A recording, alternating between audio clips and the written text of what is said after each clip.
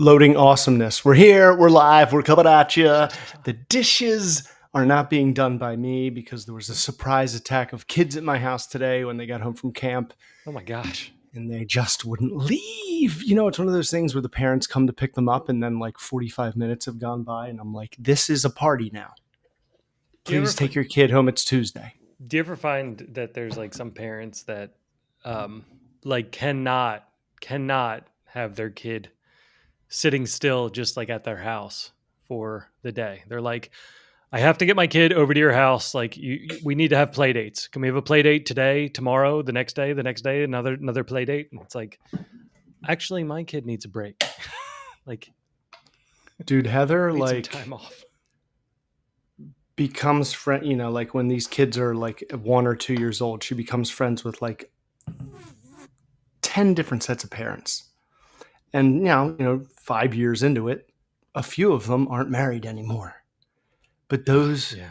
are the ones that are like doubling down on Heather to hang out because, it's just them two now. And Heather's like, what do I say? I'm like, Yeah. see, this is what you've done to yourself. Become friends with too many people. See what happens when you're friendly. Yes. You're keep too them all nice. keep them all at a yardstick length, and then they won't bother you. Like the one scene in Parks and Recreation, I think it was Aubrey Plaza's character. She's like, I have made a friend here, like her and Ron Swanson, and Yeah. she's like, but when he's getting too close, I call him by a different name. Yeah. Just Like, yeah, that's great, Rick. And yeah. he's like, "Oh." Thought we were- So Yeah. good. There's some amazing lines from that show. Oh my god, yeah, so good. So, how have you been, my friend? I've been good. Yeah. Been good. Yeah. I mean, it's the kickoff of the summer. Mhm. All the camps start, and you realize that school was somehow easier. Like school took care of the kids a lot easier than camps, and then some camps are like, we are going to do every day but Fridays, and it's like, well, that's still big chunk of the week there. You're losing like a whole fifth. You know what these camp counselors are really not equipped at, that I find teachers are generally just a little bit better at the manipulation that kids pull. Like most of these camp counselors are like teenagers. Yeah. Like they don't know shit. Yeah. Like my kids, every day I'm getting letters. I'm like, how do you even allow that to happen? Like my kid is working you so easily that she's got you like convinced of all these imaginary things. I mean, like camp counselors, they end up just kind of being coordinators, like they're not, They're lifeguard. there's not enough time for them to like bond with the kids or anything like that. So they don't get that weird teacher respect where the kids will talk back to you at home. But if you threaten to tell their teacher, they're like, oh my God, no, stop. Whatever you do, Right. don't tell my teacher. And it's like, what Right. happened here? How did they get all the power? Like all embarrassment goes back to teachers. But with the camp counselors, they're just kind of like these if they can just keep them alive. I think their goal is just like take alive children and return alive children by the end. But some of them, I mean, some of the camps are just downright horrible. Like there were these Lavender camps that came by, and we tried them out one year, and I signed up in like January, February for their super discount. So we signed up the kids for like a coding one and a Pokemon one, and it was the biggest waste of time. And nowadays, those ones run like $700 a week, like $700 for one kid, no lunch included. Just drop your kid off, and they're still churning. Like some people still send their kids to it, and it's like ridiculously dumb. Like I even expected, I'm going to send you to a week of Pokemon camp. I know I'm just taking my money and just cutting it with a pair of scissors. Like there's no value in any of this to just have you go. But I thought it would be fun. Right, Maybe no we'd have a educational. conversation. You'd be like, oh, well, Pikachu does this and this one. Like maybe you'd learn how to play the game or something like that. None of it. They didn't learn anything. They couldn't name Oh, anything really? new. They didn't know. When I asked them about the game, they were like, "Oh, there's a game with it." How? I thought the whole thing was a game. Wasn't that? Didn't it actually, like? I mean, I know it was a show, but it was like the game was kind of a big part of it. Anyway, so And I feel like most young written us kids off. now only know the game. Yeah, yeah. I mean, the kids don't even know that there's a show. I still never showed it to them yet. It's an intense one, but yeah, Um, no, camps suck. Some camps are all right. yeah, Some of them. I mean, so like every other day, Charlie is like, I don't feel like going. Oh well, It's yeah, just like the obligation to like go do a thing all day, participate, behave. And but she always has like the best day.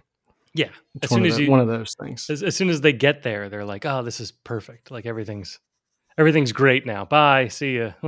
But getting there, getting out the door is just bargaining. Do I have to wear shoes? Do I have to wear socks?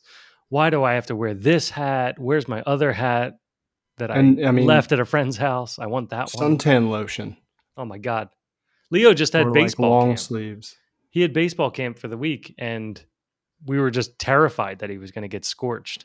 We packed sunblock in his lunch so that he would remember to apply more sunblock, because the camp counselors are like, "Well, we don't maintain the sunblock. We ask that the kids bring it." I'm like, they're 7, so you have to kind of nudge them at least a little bit. Remind Yeah. them. So like last year, he was just like a raisin when he came home, and we tried everything. So this time we were much more prepared. We had like a spray can in the side. We basically dipped him upside down into a vat of sunblock in the morning.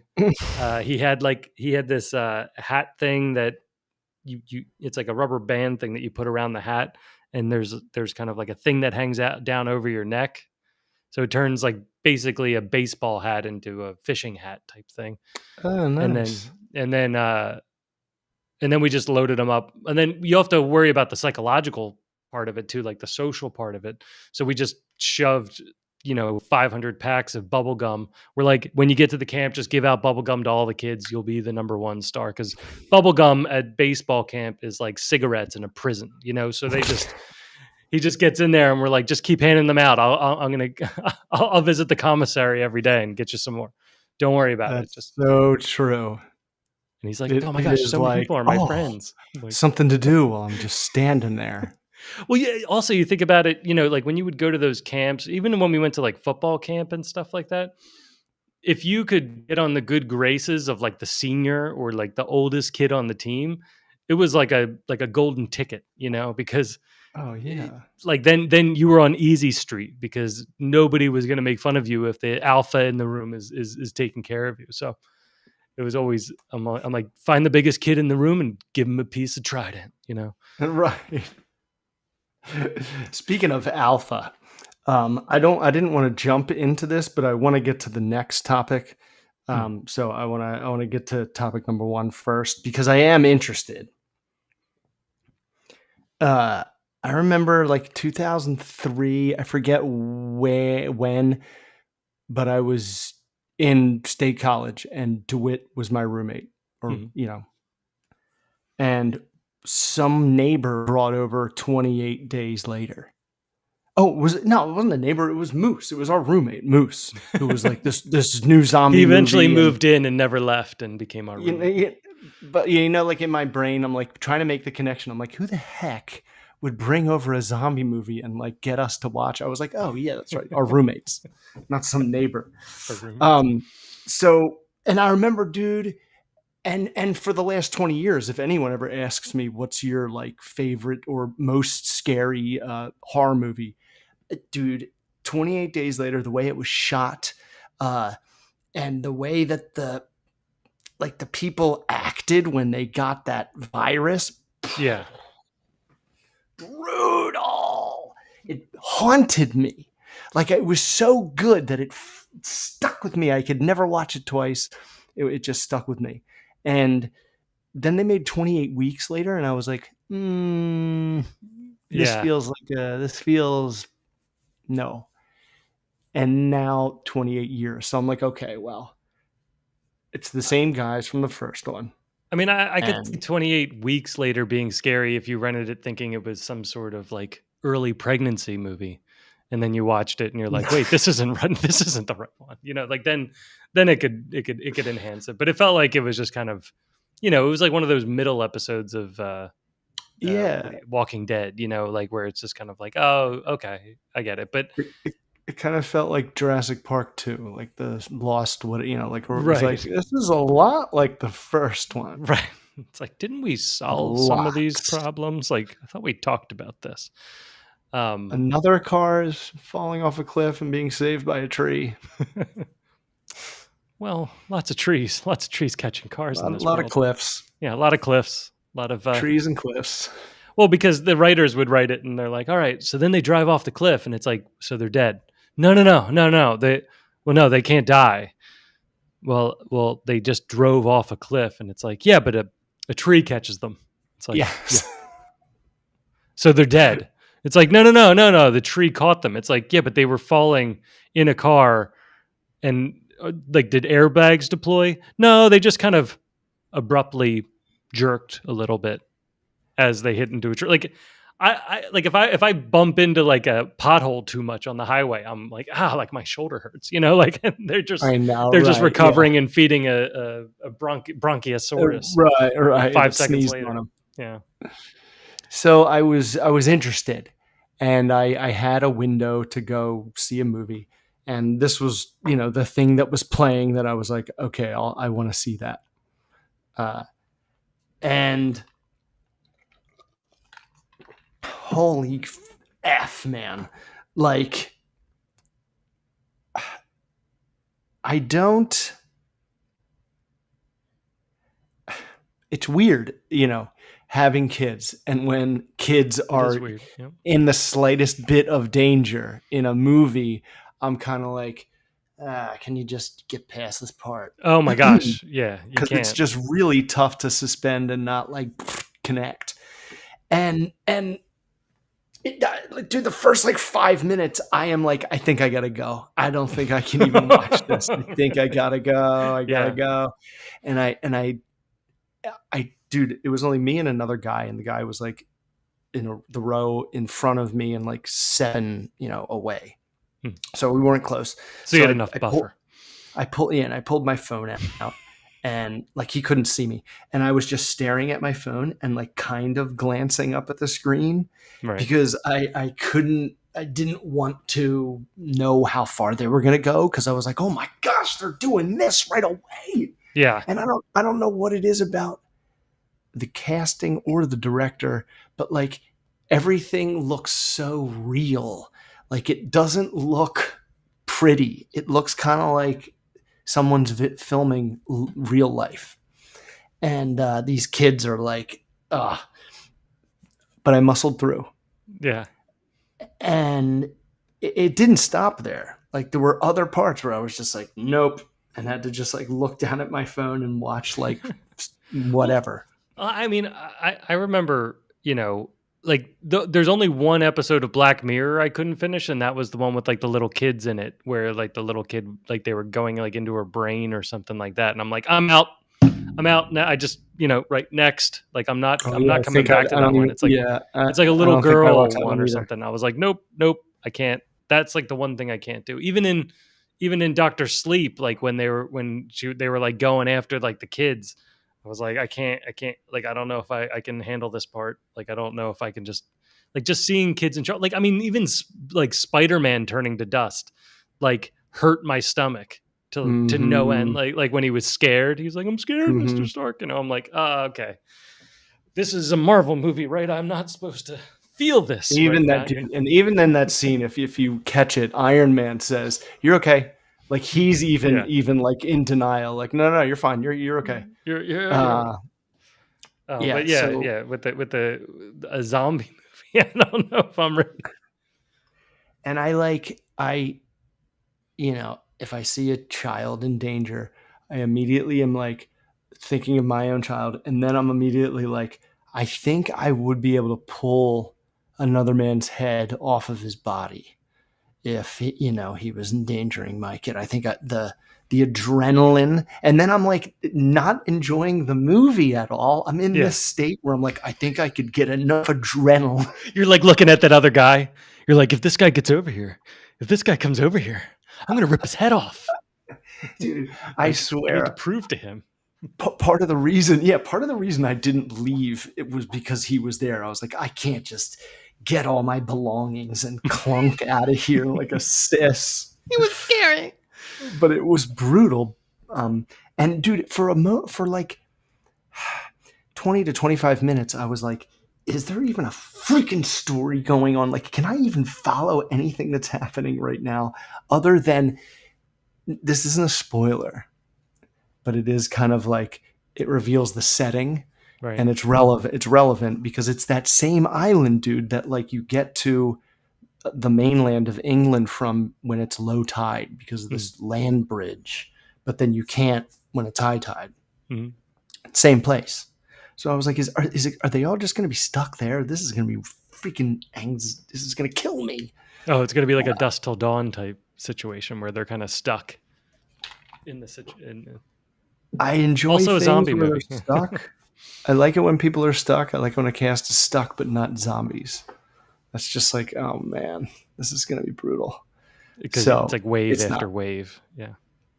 Yeah, right, exactly. And then I realized as I'm like, oh, they're like restarting this whole franchise because it's all like it's very obvious multiple times, but there's like only so many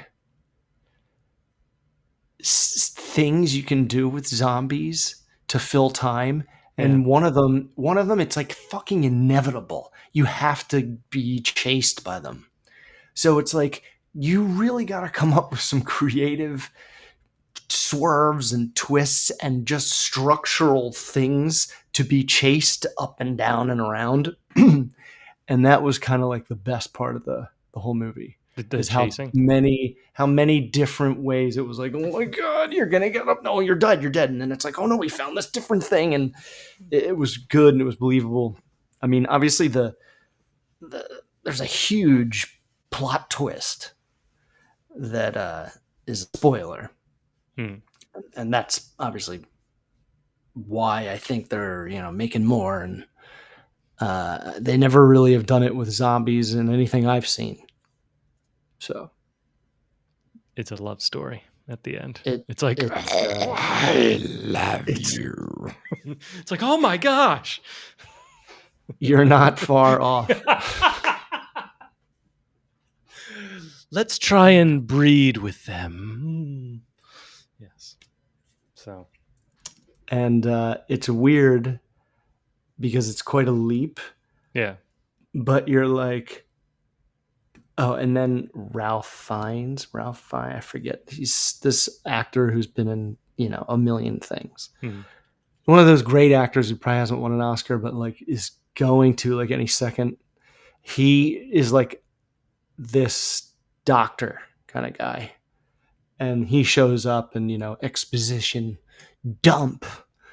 And you're like, oh, weird.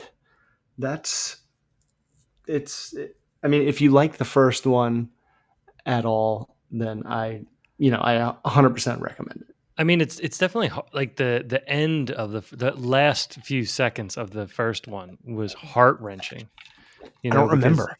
So at the very end, they're getting out. Like they're on this like I'm trying to remember it because I only saw it that time. I have not seen it recently, but I remember at the end, they're like walking out and they're like kind of this on this like bridge, this post apocalyptic bridge with all these like broken down cars and stuff, and they made it out, and they're like, oh my gosh, like we made it. And then there's like this crow above him, and it's like, "Rah!" And he looks up, and as he looks up, like a drop of blood from one of the zombies just lands in his eye, and he's like, ah, like, and like that's like the end of the movie, like he's like, ah, and then they're like, no, like because they did everything to get out, but then just one drop of blood lands in his eye at the very end. Dude, that's the end. Yeah. Oh my god, because that's the thing that I'll never forget. It was like he was yelling at the bird to stop like pecking the human's like eyes out. Oh, He's like, get away from him. And that was like, dude. And he was like, and they're all like, "Are you okay?" And yeah. he's like, "No, get away from me, no!" Like that part, I was like, It was because it like happened so quick. The it just rage, yeah, it violence. just happened so quick. Yeah. Oh my gosh. It was such good writing for that. That was amazing. So yeah, no, I'll dig. I'll Oh, partake. I'll But test.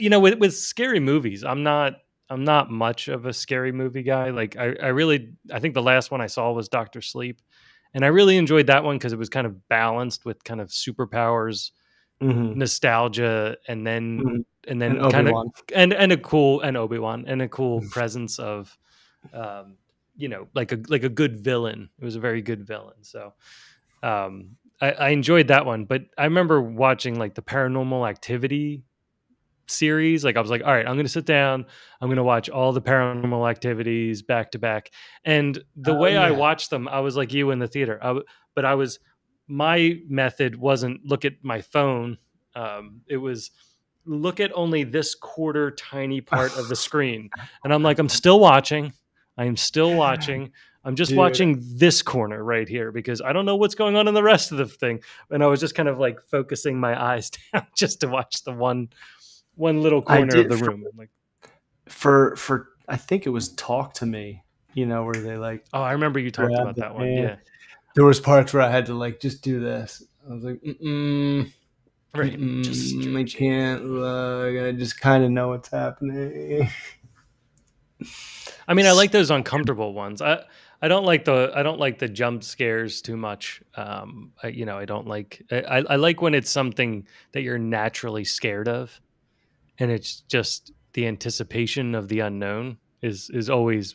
I've always enjoyed that way more. Right. That's You what know. kills me. It's like, oh, when is it going to get scary? I know it's going to happen. Something's going to break or something's going to smash or, Yeah. some noise is going to happen. And then, dun, dun. Anything that I triggers am the running up excited. the stairs, like when you feel like something's chasing you, you're like, oh my god, oh my god! Like you just let me just turn these lights off and go to bed. Oh my god! I have to run for my life. Yes, I am just for the T Rex scene. I am gonna watch the Jurassic whatever. I can't remember which one it even is now. I guess Jurassic it's 7. Globe. I don't know. It's a rebirth, but it's like Jurassic World Rebirth sounds Rebirth. gross. Like But I've it never is this. really I liked know Rebirth. It sounds like the it's like thing that can. It's Afterbirth. like yeah, it's like afterbirth. It's I guess that's what you do after a rebirth. Enough. The whole thing was a rebirth. So to rebirth the rebirth is kind of It's like they counterintuitive. refuse to just call it like Jurassic World's or Jurassic Movie 7. Yeah. But I want to see that T Rex scene, dude. There's like another trailer that you just like aren't trying to watch, but it plays before whatever video you're about to watch. Yeah. And the T Rex is like waking up from a nap and like sees the girl, and it's like, oh my god, it looks so good. It looks so real. It's crazy. Did they give it feathers yet? That's the only reason I want to say it. It's the only No, thing I they don't haven't. understand why they haven't done that yet. I don't know. And it It would doesn't look kind of beat. funny if it's like all of a sudden it just has feathers. Squawk. Just just shakes it out. It's like a peacock. Did they have feathers? Because there's like teeny tiny holes in the I don't bones. know. They keep rewriting it. Nobody knows. All the things we were taught, almost every dinosaur we grew up on, it's gone. It's like no, we just named that we had the shin bone wrong, so that whole name is gone, and we've renamed it with the guy that found the correct shin bone. It's like Uh, fucking like pterodactyls were around, but now it's like pterodons, and then we're supposed to just forget that there was ever pterodactyl or something. It's like, oh look, a what? pterodactyl. It's like nope, The, pterodon. Like what world are you in? why and why even the name change? Brontosaurus to Brachiosaurus to. It's always Brontosaurus to me. I thought it was all supposed to be like because it had a long neck, right? So if the next one Hadrosaurus. has a long neck, you can still use the name. It's like we're overthinking this, but I I don't know, know. and that's why I'm like, there's a D Rex in this new one, and I'm like, This is what the archaeologists are doing, so why don't they just do it in the movie? It is a monster movie franchise, whether people want to admit that or not. It has been since the second one. It's just monsters chasing people. I That's all it's wouldn't ever been. mind just take. Let's just start smashing some franchises together. Like what they did with Alien and Predator. Let's just make Jurassic World and Planet of the Apes, and just kind of smash it together and be like Caesar, like Ooh, Caesar kills wow. T-Rex. It's like, oh That my would be gosh. great. And then at the very end, the T-Rex is like, hello. It's like, oh my gosh, the T-Rex talks. It's like, shh, get down here, you dirty dinosaur. No. No. It's like, No. never. Oh my god, that'd be What was I going to say? amazing. Planet of the Apes, dinosaurs. Smashing Oh, oh, oh, franchises. oh, oh. Killer of Killers. It's a Predator animated movie on Hulu, I believe. Hmm. It's really cool. It's really, really good. I recommend to you for sure. I will add. Did you ever watch that Primal one? That Amazon one, I think it was. Primal? With like the caveman and the T-Rex?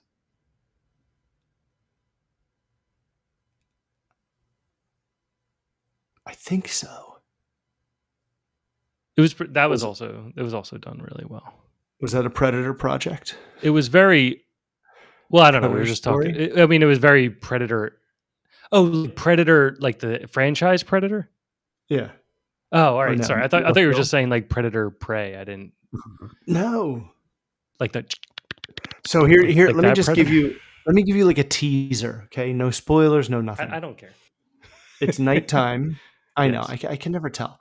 It's nighttime, and these like I could be wrong, but I'm pretty sure they're like Vikings, and they're sitting around a campfire, and they're talking about like whatever something that they just won, a victorious battle, Yeah. and it like zooms in on the fire, and then the fire, and the camera kind of fires the little embers that like sparkle above the flames, and Yeah. one keeps floating up, keeps floating up, floating up, and it bumps into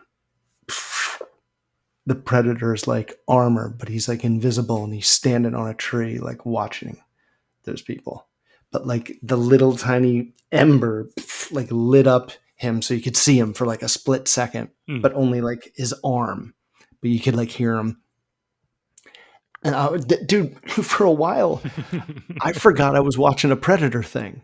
Like they kind of go into this, they like set it up, and then they go into this other world, and you forget that like the Predator is like stalking them, Mm. and that reveal is crazy. Now is this the setup for the next Predator movie where they have like the Viking like Predator guy, which seems weird because he's got like a different hairstyle. Like he has like he's got like a like a 2024 dread hairstyle. The show, right? Yeah, like a college running back. Yeah, I mean it's like Braveheart meets Predator for some reason. Like he's got like half blue on his face, and it's like Predator. It's like a fever dream. Riding around on a Um, horse.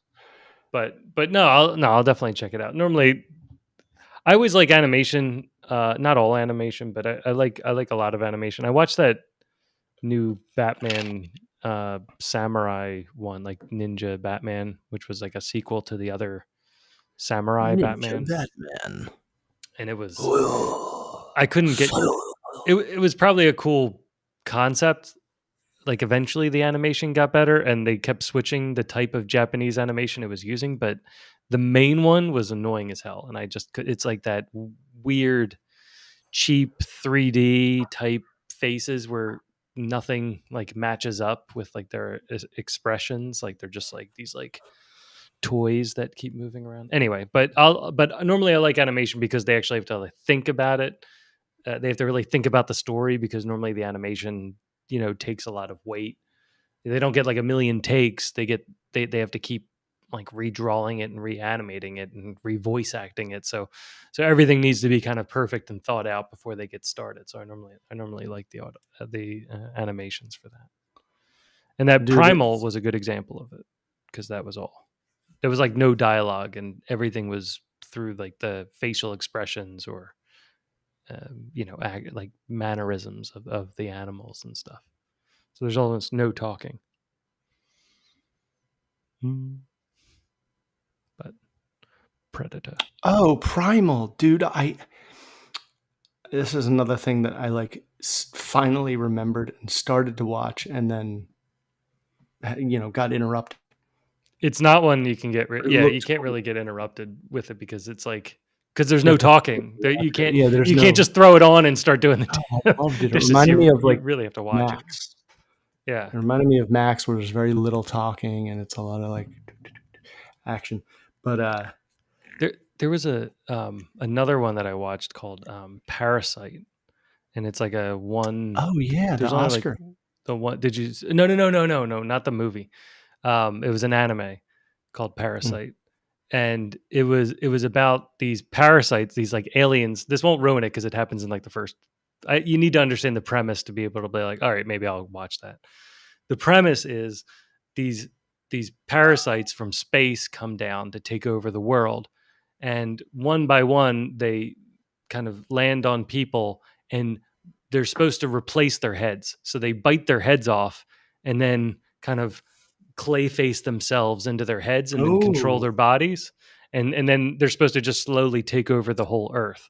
But what happens is, with like the main character, is at the very last second, when this one's supposed to be biting off his head, it bites off his hand and then has to form with the hand. And then he's kind of keeping the parasite alive, but the parasite's very forthcoming with everything. The parasite, that is his hand, is nice.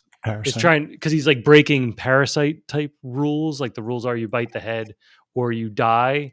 And so like he's still living, so they kind of have to like work together. But he's like, if I could kill you, I would, like he just kind of like so it's like this buddy cop type thing. Idea. Damn, and it keeps escalating. Like every time they go after somebody or get stuck in a situation, it's kind of like a Better Call Saul type feeling, where it's like you don't think it can escalate, but it keeps escalating like higher and higher until you get to the end of the season. And then it just wraps up. Like the whole thing just kind of wraps up. So there's no more, like it doesn't go on forever. Okay. That's a really good one. But the conversations between them are just absolutely hilarious, because it's like, yeah, like if I had just bit you, if you would just let me bite your head off, like everything, we could just go back to normal. It's like, no, we're not doing that. Fine. That is so funny. I thought of another thing, but I'm drawing a blank. I gave Ironheart, like I put it on. I'm just like, all right, let's see what they're doing. Yeah. And it was like, all right, not terrible. The suit's just so cool sometimes, as long as it doesn't look like a cartoon like it did in the or Wakanda movie. Yeah. But I did, I wasn't like watching. It was just on, and nothing grabbed me. But the last 3 episodes are tonight, and I'm gonna just make sure Sacha Baron Cohen isn't playing Mephisto. I thought he is, though, isn't he? I don't know. It's like very weird. It's like he was supposed to. He isn't. He's in the IMDb, but it's like that was made 5 years ago when they started the show. He should have like a parachute clause in his contract. It's like, if people don't like the first 3 episodes, you pull the ripcord and I'm edited out of the rest of the season. That would be like the smartest contract you can have with Marvel stuff. Parachute clause. Speaking of Marvel, though. Yeah. I mean, well, I don't have much to say on How to Train Your Dragon later, but during it, they had the Fantastic Four trailer, and I hadn't watched any trailers with it. Right. You like to go fresh. It's giving me I just want to give a theory out. I don't really care too much about the theory, but I feel like that it's kind of like a Truman Show-esque world. that he's kind of placed them in. Like, all right, like now we're away from like bad guys, and now we're all just gonna like I feel like he had jumped into this reality where they already had all this technology and stuff, and where it's like this like ideal 1960s like world or something like that, where everything's kind of like futuristic retro. Yeah, And yeah. but just the tone that they were using in the trailer makes Yeah, me it think that was. You're right. most of it's like made up, like it's all fake, like By who? everybody's just like an NPC or something like that. Who made it up? Doom? I don't know if it could just be like a discovered world that uh that Oh, the Reed Council of Richards Reed. move them to, he took the family and like moved them there to be like, look, like everybody loves us here and we're like celebrities and we kind of just like rule the world. Oh, like maybe And that's what happened during their accident. yeah, well, the other thing I'm wondering is like with because I thought it was really weird because at the end of it they showed Galactus like walking down the street, Yeah. which didn't seem very intimidating to me. It seemed almost like a I don't know, like a Wes Anderson type shot. Like it just seemed weird. Like he's just like his feet were just kind of like walking down the street. And I get like we're excited about it, but we've also, I'm glad he's not a cloud monster. Don't get me wrong. Like Right. sky beams, cloud monsters, like give him real feet. Awesome. That's cool. Never really understood why he's got feet because he's always just kind of like floating around anyway. Like he just kind of like floats up and Can he like change or what? He can yeah. kind of shift. So, but it's like then, well, I guess you would make yourself a giant I guess he's still. like Stay Puff. Like it just gave me like Stay Puff vibes or something Yeah, like that. yeah, Statue of Liberty. Yeah. So I was just wondering like how realistic it is. I also couldn't avoid that people on YouTube were calling the Johnny Storm touching the surfboard a canon moment. Like I'm getting kind of sick of the canon moments. I think the second Spider-Man movie kind of made that a thing where it's like no matter what this happens, and like Oh, right. Yeah. Spider-Man's always going to lose and Uncle Ben Yeah, but I somehow. feel like that to me that's just like mostly in the way they look. Yeah. Like you can things can be different. It's as long as the character is the same. You Oh know. yeah, no, I'm not. Yeah, I think it's more just like the multiverse excuse where it's like, oh, see, like things can be different, but this is always the same Always with the character. happen. This always Canon happens. It's a canon event, and it's just kind of like, um, stupidity. I guess like, I always feel like smarter it's like whenever they Johnny come. Storm will always fly really high and touch a surfboard. It's like And loses power. it's not really like Okay. a it's not like it doesn't like that for Spider-Man it's a defining moment because in Spider-Man like he's being selfish in that moment. He's being selfish and he loses the person who was trying to teach him the lesson and he was like it's not my problem, like in the first Spider-Man he's like it's not my problem. Or you know I don't really know what his lesson was in the Tom Holland one because he was kind of trying to help everybody in that moment. I know. So it didn't That's really doesn't another hole in that one. He doesn't got really make punished for trying sense. to help all the bad guys. Doctor Strange. It was clunky. It was disguised by the cameos. Yeah. No, it's trust me, that movie is definitely clunky when you're not watching it as the finale of Right. all those other movies All that you spend time Spider-Man. watching, right? Yeah. Yeah, man. It's so put together by like, yeah, it's like three different movies stitched together. I Maybe even more than that. it's not even it's like duct tape together. It's Yeah, not it's even also stitched. just like, It's like wet yeah, spaghetti on a wall. Um, yeah, wicked I wall. tried to show it to my parent. Like sometimes when you like sit down and you've got different groups, like you've got like your brother or, like and your parents and they're like all around and you're all just like, hey, like let's just put on a movie. But then deciding the movie, like, oh, let's get something with a lot of sex and violence and like where you're really trying to make it awkward. Dude, Yeah. Dude, I was thinking about that like the other night. Like, I'm like, I gotta pre-screen every single movie that I'm gonna watch with my kid because like I can't like sit through those awkward scenes if I don't know they're coming and I don't know how long they are. Because dude, I was out in the backyard kind of like cleaning up this thing that was taking a long time. Yeah. And it was at night, it was dark. And my father in law has been in town from Wednesday to Monday last week. And I like glance in, and there's these two teenagers like making out, like unbuckling pants. And Heather's on the couch with her dad. And I'm like, oh, I can't even watch. I can't even watch that knowing they're what I had to like leave like visibility so like they couldn't even see me if they accidentally did out the glass door. I'm like, that is just too much. It's too much for me.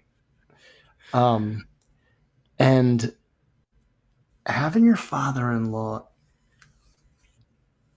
stay, crash is an interesting thing. When it's not like a couple, it's just one.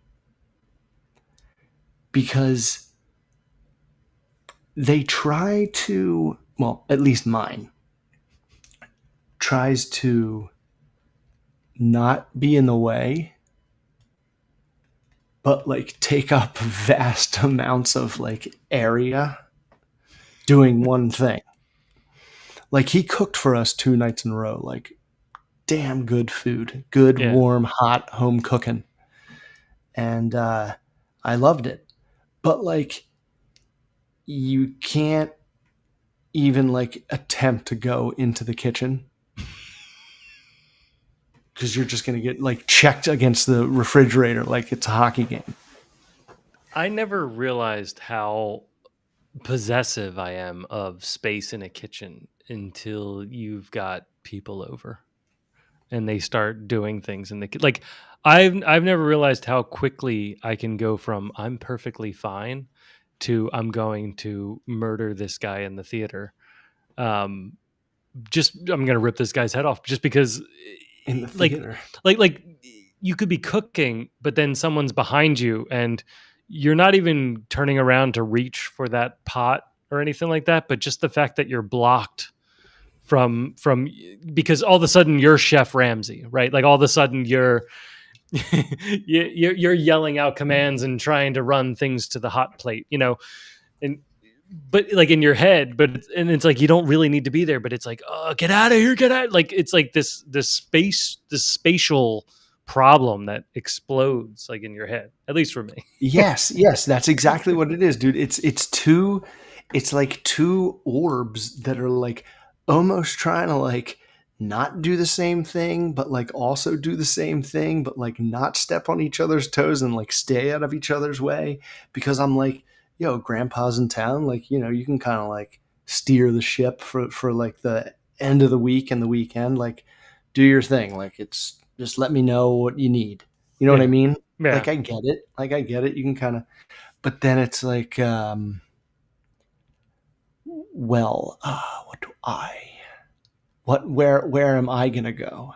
Yeah. And I end up doing things that I would like never do. Right. Like I went upstairs to the playroom and I'm like, this setup sucks, and I'm just gonna rearrange the whole thing Right. because like they've got some cool toys, but they're like not set up perfectly. Yeah. At least in my toy playing experience. Makes perfect sense. You want things like the Barbie house and the LOL doll house, like they're the same size, so like you can kind of make them neighbors. Right. So anyway, I was like, I'm just. So I played for a couple hours, and cleaned up for a couple hours, and I set up so many things, like I would peek down and just kind of like listen downstairs, and I'd like hear what they were talking about, and I'm like, all right, I have like another hour, so I'd like sit there and just like look at all their like unorganized toys, and they have like 1,000 of each category, and I'm like, I'm just gonna make this the coolest looking playroom because I'm just not going down because I'm not going downstairs, right? and I'm starving but I'm like, I gotta just keep moving because I can't go down there and get food or I might lose a limb. I wonder if it was a problem like way back in like caveman days, if like, in-laws would visit and all of a sudden like the guy in the cave's like, all right, like I'm gonna go out and I guess go get a woolly mammoth because like I guess you got everything. Yeah, that's not the stone that we use that for. That's not the stone that we use that for. Okay, all right, I'm gonna go. I'm just gonna go. I'm gonna go. Like because And I'm like, well, do I help? But it's like, he's kind of got the stove and then like the grill. So I'm like, I'll just do another thing. yeah. And then the really, dude, it was like one of those nights where like, I think it was like maybe Friday, where all of a sudden it's like, we finally get the kids to bed and I'm like, to Heather, I'm like, did you eat dinner? And she's like, no. But I had like a late lunch. I'm not really like hungry now. And my father-in-law was like, I'm going to make some eggs. John, do you want some? And I'm like, no. But I'm like, I don't, but like, there's nothing else.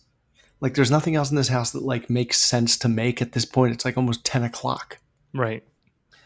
So like he makes the eggs and like eats them and like goes and like sits on the couch. So I'm like, Are you gonna have a follow-up egg session and then have to explain it? Ladies and gentlemen of the jury, Exhibit A. I can't do it. Can't Go to do bed it. hungry. I was. No, I don't even remember what I did. I think I like, drank a big glass of whole milk, and then went to bed. Went to bed MJ real style. Very good. Yeah. Yeah, Brian Smith. I'm gonna grow style. up big and strong. Ouch. Milk. And it was funny because like the first day he got here, he was like, I want to go in the pool. And we were like, and the girls were like, let's go in the pool. So like he was throwing them like crazy the first night, like in the pool. The next day he was like walking down the steps like he had like a whiplash in a car accident. Like Bagel Master. I was like, let me guess, he didn't stretch after all that throwing. Gosh. Yeah, like Bagel Master. It's so dangerous. Yeah, I know, man. But like that's also the whole purpose, So it's right. like I'm gonna give my all. He put in his time.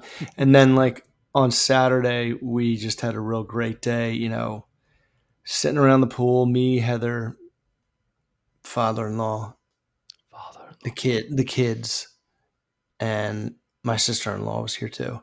And he even got like he got burned, but not like horrible. But he got a little sun-kissed. So like when he left here, he was like tan. He like looked good. I was like, you're bringing a tan back to 102 degree New York.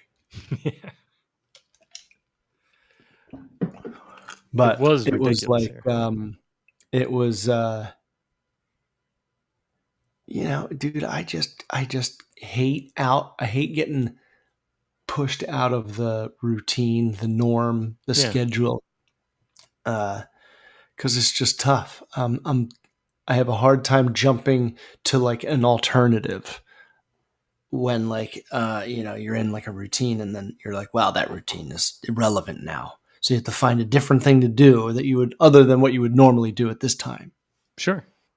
It's like back to, the caveman thing. I mean, our caveman brains we don't really want change. We want predictability, and that sounds boring. Like, nowadays everyone's like, no, you got to go like get out there and just pave a new path and like do all these. It's like, no, nobody really wants that. And, in one of the books I was recently reading, they kind of reinforced that, where they said, life is the repetitive moments. Like, focus on those repetitive moments and make them great, because that's going to be 80% of your I life, whether you like it or know the not. memories. Yeah. I know, So dude. Like the one thing I'm always like, if they ask me to go in the pool, I will never say no, unless it's like bedtime or whatever, because that's what it's kind of like a big part of all of it. yeah. Like I have great memories of like playing in the ocean, playing in pools with my parents and my brother, and so I live in Florida, so I can have a pool, and my kids can go in the pool whenever they want. Yeah, So, it's awesome. so I gotta say yes. Um, but all in all, it was good. It's just I, when you were like saying like blaze a new trail, like be unpredictable, live on the edge, live on the wild side. Spend some money on our company. Yeah, right. Buy my Cliff Bar. Uh, it's like, well, yeah, I want predictability because it's safety. It's like when you have security, then you can like I don't want anything out of the ordinary right now.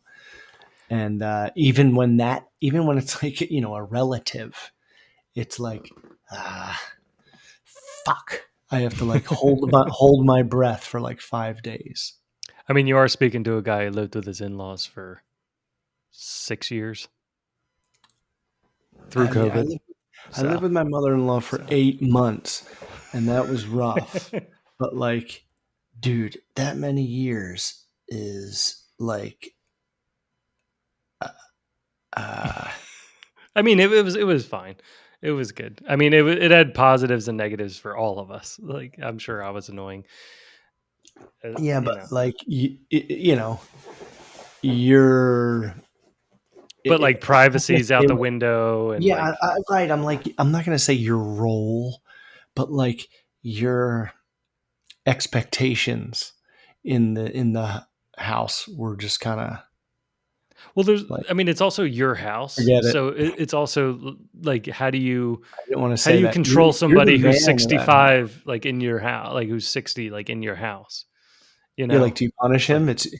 It's like, no, as long yeah, as you live yeah, under my roof, you will my do as rules. I say. Old Now man, I'll pick up your break your hip, shoes. Yeah, it's like, wipe them, and then pick them up. Smack yourself with them. it's always so funny. I've been listening to a lot of audiobooks in the car, because I have this commute now, and I just finished another one. So I just finished Endurance, which was this 1915, I think it was, um, expedition to cross Antarctica. And spoiler Sheesh. alert, they don't. But Yeah, I heard it's a bit nippy up there. it's in down there. It's like the so they Oh were yeah, trying Antarctica. so they were originally going to go to the South Pole, but then somebody did that. So then they were like, all right, Upside we got down. we got to figure out something else. So they were going to cross Antarctica, and basically, like, they just go through all these trials. Like, it's insane, like the things that they went through. And at one point they're kind of stuck in a boat, like a smaller boat, and they're trying to kind of like survive it, and they're trying to find land, and they're getting cramped because they're all sitting on the boat and they can't stand up, and they're getting sprayed with like ice water, and the tips of their noses are all very sensitive, because as they breathe out, like, an icicle's been forming on their nose, and if they try to break the icicle off, it comes off with like a piece of skin, Their like, every nose. single time, like, on the very tip of Oh, their what is nose. this? It's Endurance. It's named after the ship, so the ship was called the Endurance. And they Endurance. I yeah. mean, why would you curse yourself like that? You're not going to endure. I mean, I don't want to spoil it, but they did a pretty good job. But it was, but they what you were talking about earlier with the kind of relief from the anxiety of it. At one point, they 1920. Wow. they're on this boat, and they've been on the boat for like 7 days, and they're out of water, and like things are starting to like rot, and they're, somebody's got gangrene on their feet, and like they're getting these Oh, like scurvy. saltwater blisters, and like Uh, there's no clean water, and like they're just getting really weak, and they can't take much more of the waves. I They don't can't know how they sleep. did it. I don't know It, how they fucking traveled by boat back in those days. My God, they're so it wasn't strong. even like Their a big endurance boat. is This is like a amazing. 20-foot boat. This is like a nothing boat with like 8 Holy guys rat in it. Like it was nuts. There was like 3 dang. boats, and they were trying to keep the boats together, and they were like all kind of like different, and somebody's like cooking meals and trying to like pass it to the other boats. It's like Oh it's my just like in the middle God. of like a storm. It like the story is just insane, and it's all told by their journals. It's all told by like the journals that they kept. So it was like 28 guys, and it's just like a culmination of all of their journals like together to kind of form the whole story. Like Oh, day that's cool. 28, like on the expedition, like can't feel my toes, like, and um it's crazy. But anyway, Can so you feel my so toes, lassie? at one point they're like 7 days on the ocean, and they finally find land, and they get to it, and they whenever like something good happens, they always kind of describe it as like they're not happy, but it, like after a few hours they realize that like that they were on heightened stress. Like they were every, if they saw a bird, or they saw a wave, or they saw any like things were just signs. They couldn't enjoy them for what they were. Like Oh, if they saw seaweed, they're like, all right, well, maybe land somewhere. I can't fall asleep right now because I have to start looking for land because I just saw a little thing of seaweed, or did I see a thing of seaweed? Like their minds were, all over the place when it came to being on the water. And then once they got on the land, they were like, the land's not going anywhere. The land's right here. Like I'm stationary, and like I feel this relief, but where's it coming from? And it was coming from the fact that they were so heightened that things started having meaning again, except for looking for land, right? Like almost everything meant looking for land. Where's the whoa. sun?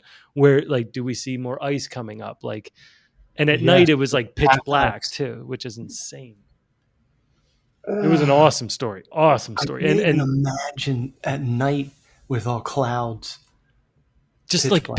pitch black, and Can't, you're can't going through do like ice chunks in like a little dinghy, and like, oh my gosh. Shackleton. Yeah, Shackleton. Shackleton. The, Shackleton. the bastard. He was awesome. He was awesome. It was a cool leader. There's definitely some extremely sad parts to it, but woo, it was awesome. Chippy. Like listening to it while you're in 95 traffic was like absolutely perfect. And I finished it today, and it was like a huge storm, and like lightning bolts were coming down all around me. So I felt like the kid in Never Ending Story, like Moonchild, and just like yelling it out my window. Is there a movie or a TV show? I think there's a few documentaries that I got, so I'm going to watch those now that I just finished the book. But I would definitely listen to the audiobook because the guy does a fantastic job. I guess it was written in like 1950 something, but then they just came out with the audiobook in like 2007. And he does Did good. they He does a good Scottish. right? He does all the different things. What's that? All the different accents? Yeah, he does all, like everybody has kind of like a slightly different accent depending on where Does they're everyone from. die? Do you want to know? Do they die? Everybody lives. Yay. But there, like, how you were just talking about the Norse, like the Viking fire, when they finally get back to civilization, like they ride this boat through the what's it called, something strait, and it went up to South Georgia, like which is south of Africa, and they made it there, and apparently it's like the most dangerous part of the ocean, like of the whole ocean. That's the most dangerous place to pass for any ship. And they took like a little like 20-foot like wooden rowboat through it. See? it's like it like creates these almost like wind Swell. swell things, like where like 20-foot waves will just like crash like into each other, and then there's like Oh, weird. massive rocks that are like you can't even see. And Cool. it was nuts. It was nuts. But they make Righteous. it across. So all these guys from Norway like are at this whaling site, don't even speak English, but they all just kind of like sat around these guys and kind of just shook their hands like once they had like recovered and ate some food and stuff like that, and they were just talking and like about Odin and all these other things, and just Uh-huh. it was like so this group of gentlemen, this Oh, group cool. are probably the only people that would really appreciate what these three men accomplished getting across this Sandal insurmountable strait. It was just Sandal nuts. Fjord. It was insane. Sandal Fjord. And they keep getting like smaller because they'd have to like leave some parties like in this location and then go on to this location, and then they left some people there and then kept going because like some people couldn't walk, and like they'd have to like their foot was all infected and stuff, and so it was like it ends up being like these like last three guys, and they have to like hike across this place that's never been mapped, like never been discovered, like no idea what it is. There's like glaciers and Oh, Shackleton. chasms like all over the place. Shackleton, and just had to. This John, this one part was I can't absolutely imagine insane. if it's Shackleton saying that or if one of his like buddies keeps saying it. I mean, they say Yeah, it. it's Shackleton, you're the They they captain. they say it the whole time, but Shackleton was like awesome. He was very stubborn with like rules the whole time.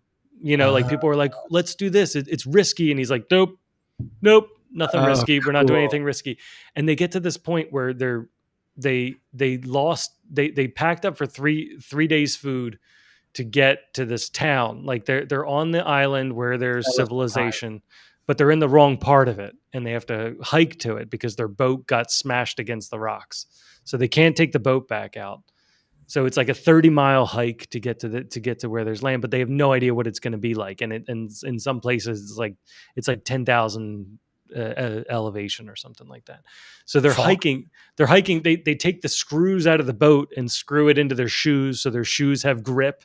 And like I mean, they're using like every single thing they have. They Oh my god. they go on this hike, and they're hiking up in this high mountain, and this fog is setting in, and it's starting to get like really cold, and he can feel like they stopped for like 5 minutes, and like everybody started slowly falling asleep, and he was like, "Oh no, no, Uh, this is like the death. This is like how people die yeah, when it's cold freezing out." to death. So he woke everybody up after 5 minutes and was like, "Oh, you guys have been sleeping for like an hour. Like, let's go." And they were like, "Oh my Really? gosh." But this fog started setting in, and they were trying to climb down this mountain, and he's like, "We're not going to make it in time. Like the temperature is going to drop. We're going to like freeze to death up here." And all of a sudden he's like, "We have to sled down." And they're like, "But there could be rocks." And he's like, "Or we stay here and die." They're like, "But we're not going to be able to see where we're going." And he's like, "Or we stay here and die." And so all of them like lock arms like with each other, kind of like in a toboggan like formation, and like get on like a tarp and end up like sliding down this mountain like in the darkness, like with fog everywhere, like not knowing if you're about to just like run into like a rock, and they just slide all the way down and then like end up safe, and they just like start like jumping up and down and like celebrating. It was, I mean, like I'm listening to like an audiobook. I was like, this is insane. Like this was, and Crazy. it's a true story. It's like, I know. it's nuts.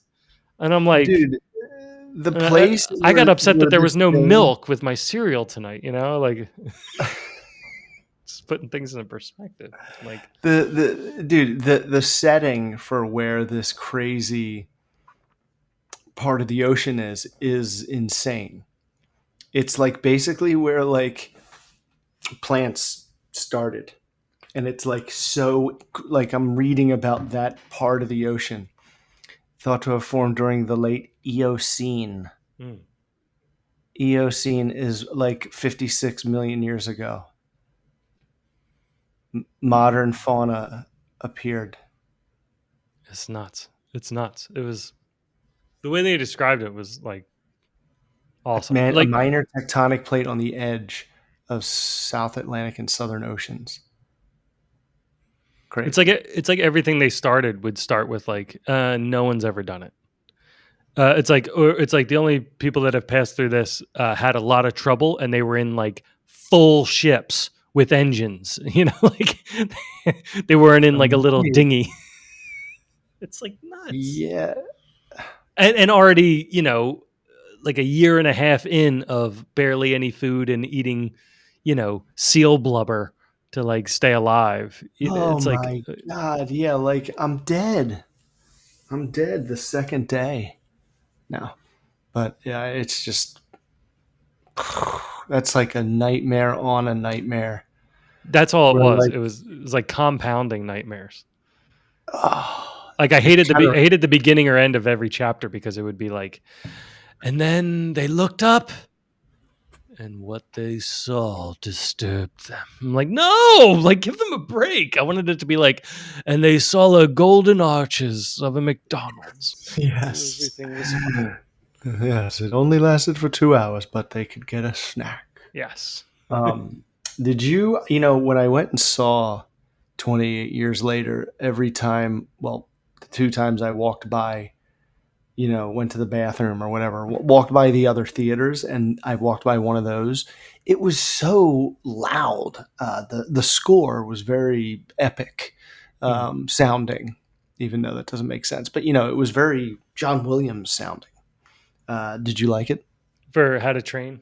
I mean, Yeah. honestly, it was weird because it's like I don't think I've ever seen a movie that was shot. I know a lot of the Disney movies were like almost like it, but they at least like added something to it.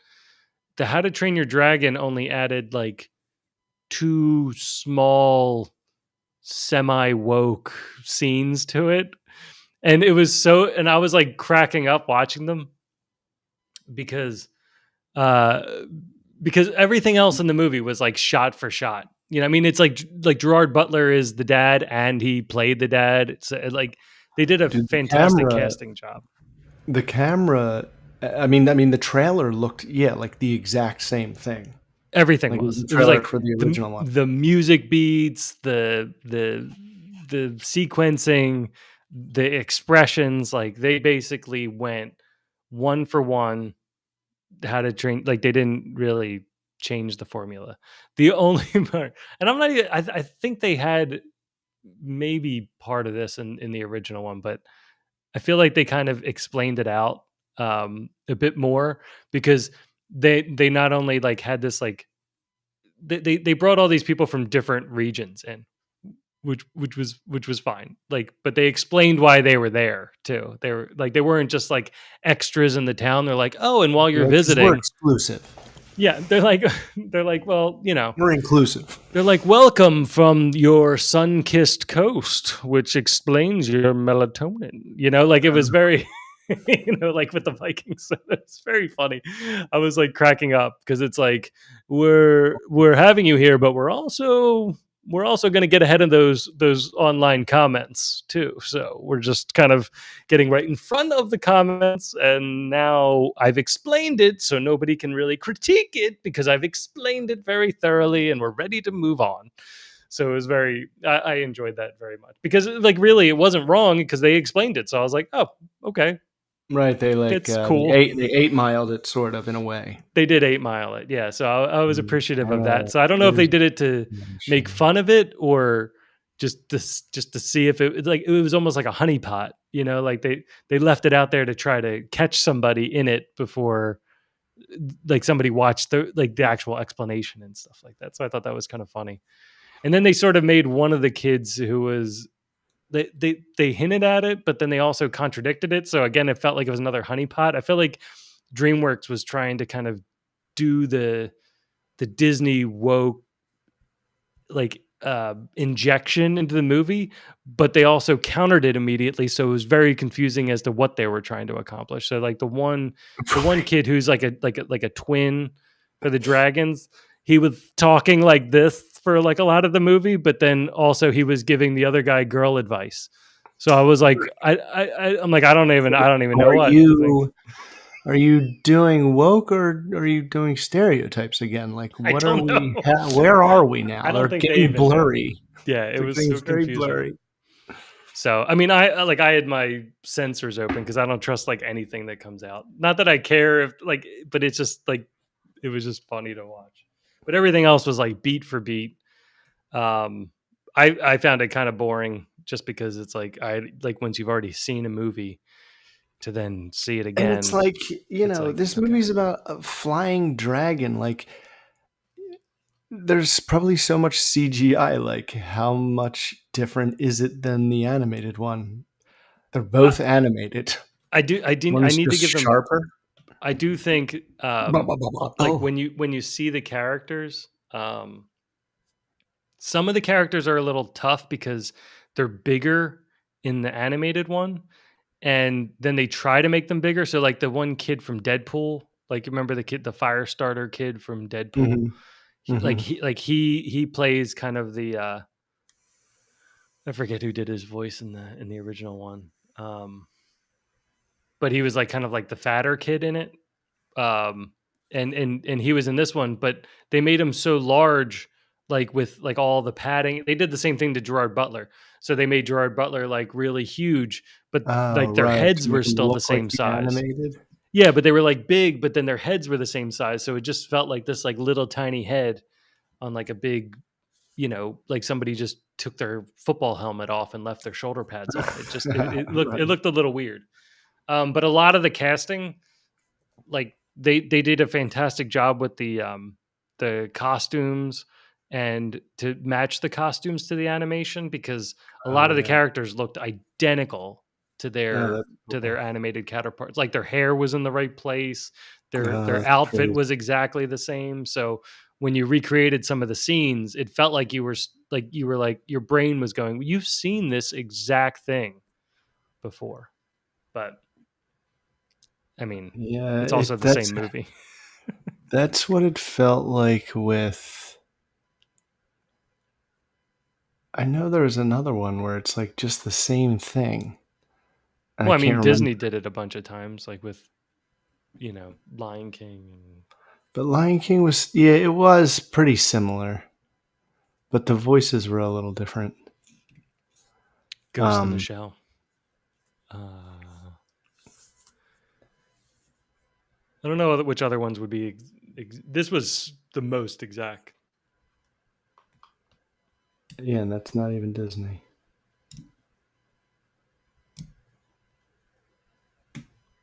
Oh, Love, Death, and Robots. Holy monkey. Oh yeah, There are a couple this season that are fantastic. which ones did you like? Oh my gosh. Okay, dude, the one that I can't stop thinking about is the fighter pilot demon That one was thing. insane. That Oh, one it was just insane. didn't end. Yeah, that just kept going. I was, and then like this, the way that they like got ripped apart was Yeah, so violent, yeah, and like it was it was a so tough one to weird watch. and trippy. Yeah, I was like happy I watched it alone. I like the first one, like the miniature one where we like just overreact and kill everyone and kill ourselves. When No, it's no, like no, that no, tilt no. shift. Yeah, yeah. Like we And he's come in like peace, and hitting it's like, oh, whoops. him. And then they all Uh, come, and yeah, that's pretty funny. and then the cat and the robot. That was amazing. Yeah, That was so funny. I like Because the the last one people, the too. people Yeah, were so gross. I The like like trailer park track.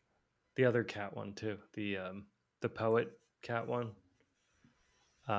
where all the cats fight like Satan at the end. Another. It was kind of a lot of cats and a lot of Satans in this season, and I don't know if I saw that one. oh yeah, that one was pretty good. That one was funny because that one had Mozart's Requiem in it, and that's what I use for when I need a flow state. So if I'm working on something, Ah, I put that song on, and it kind of just it for like I think I've just trained myself now that when I play it, it kicks on. So I'll just really focus in on something. but it was Mhm. playing during that, so it was really messing me up because my brain was like, all right, like, what are we doing? I'm like, no, I'm just watching the show. And it's like, no, I know that song. Like, let's do it. I'm like, shut up. Uh, So I was having a little problem. I was like, I need to turn this off and turn it on again later.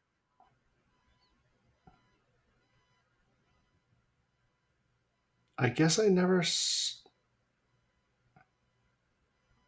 I don't know. I guess I think I may have like realized there was only like 2 episodes left and like stopped watching to like save them because they, dude, that one with the fighter pilot, like I just I was exhausted after.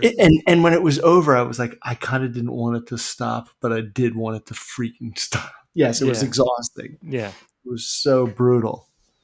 I was like, "There's no way they're dead," it like kept going. It was just so hyper violent. And it's like, I've watched plenty of like Invincible and stuff like that, but even Mhm. it was like it was like somehow just a notch above Invincible.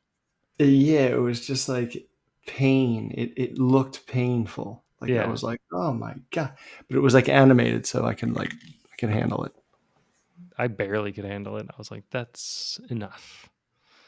It's like, and I was watching it like midday, so it's like, now what do I do with my afternoon? Like it's like I'm It like would, eating a dude. yogurt, watching it, like, I can't eat this right now. It was like, you know how like it kept going and it kept being like, oh my god, like it kept evoking emotion out of you, Yeah. because it just kept like kind of, I don't know how's it going to end? Is it going to end? What's happening? Like, is anyone going to not die? That roller coastery feeling, but not in like a just violent way. Just the way that the story goes and that killer of killers. Yeah. It reminded me of that. Almost like, man, at the end I was like, man, that was just good. It just hooked me and drug me around, but it has more to do with the way that the story goes, not just the insane violence. Yeah. Well, I felt like it was also like the environment of the plane. They did a That really was good job kind of that keeping it straight in your head, because it was so could hard.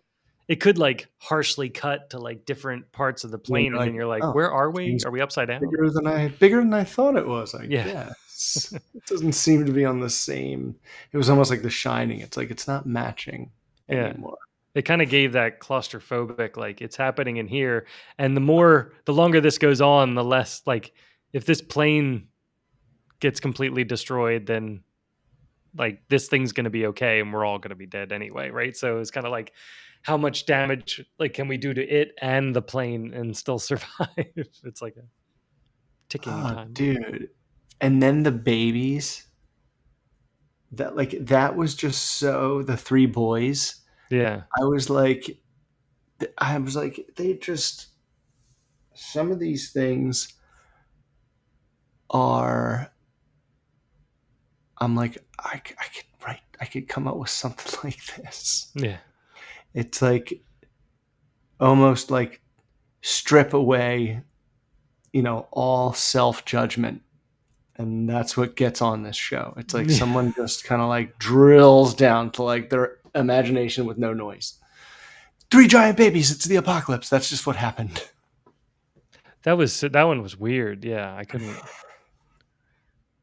like I kind of forget how the that went. different Pretty gangs. It was like tragic. it was like gangs aligning to, Yeah, to and take they out the. had psychic powers, so it was like gangs with psychic powers that could Oh work yeah, yeah. together against 3 giant babies. And like It's like a Mad Libs. it looked like they were killing the babies and they were like unraveling, and then they like reformed, and it was like, oh, you can't beat them. But then like they beat them. I, Yeah. I feel like they did like the Empire Strikes Back. Yeah, it was kind of like a Care Bear Ant stare at Man. the end. Yeah, like, oh, that like Power Rangers. Like that's not enough. It's like, let's get in our Zords, like, and do this special spin around sword thing that somehow does it. Like that takes care of it. Okay. It's I their don't know why. finisher. Why don't we start with that? Like, why do we wait until the very end? Why don't we just get in our Zords and stomp on them? Like, it just doesn't. Let's end this now. Get my You gun. gotta, It's in the other room. We could do it together as sort of a father-son thing. you just go in there and stun them. Just, Hit them with the stone cold stunner. that would be That'll amazing that'll end it. if the Megazord just ran up and stunned one of the monsters. That would have been amazing. Is wife called me ugly a thing? Yeah. A topic?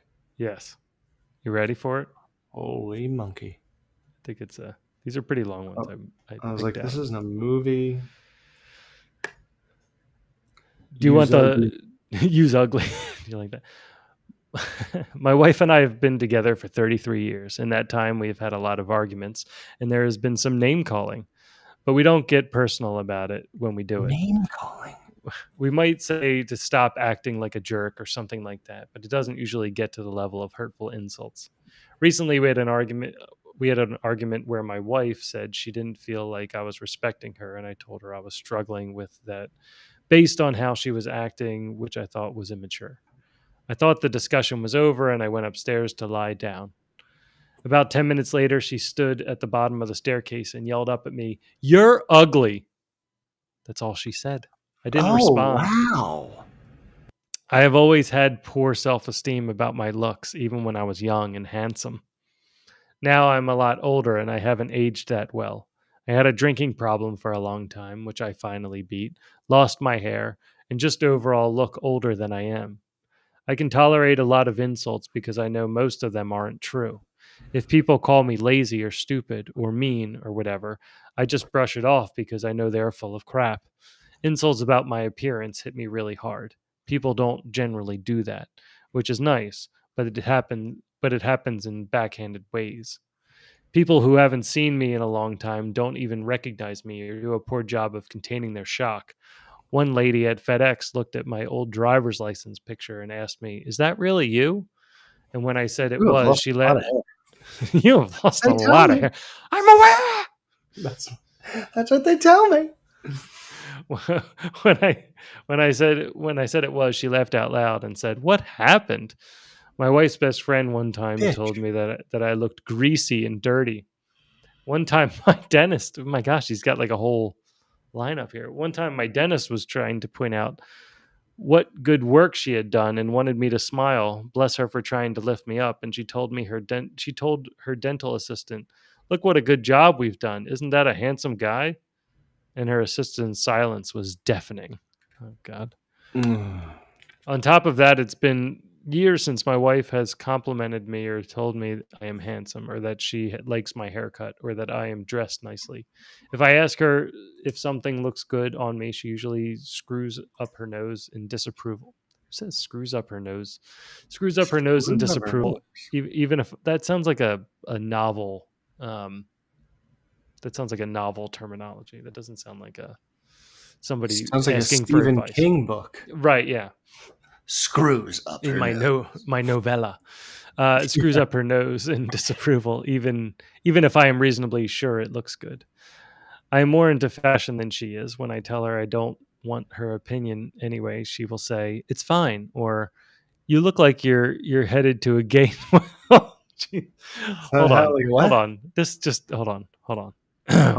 When I tell her I don't want her opinion anyway, she will say, "It's fine," or "You look like you're heading to a gay nightclub."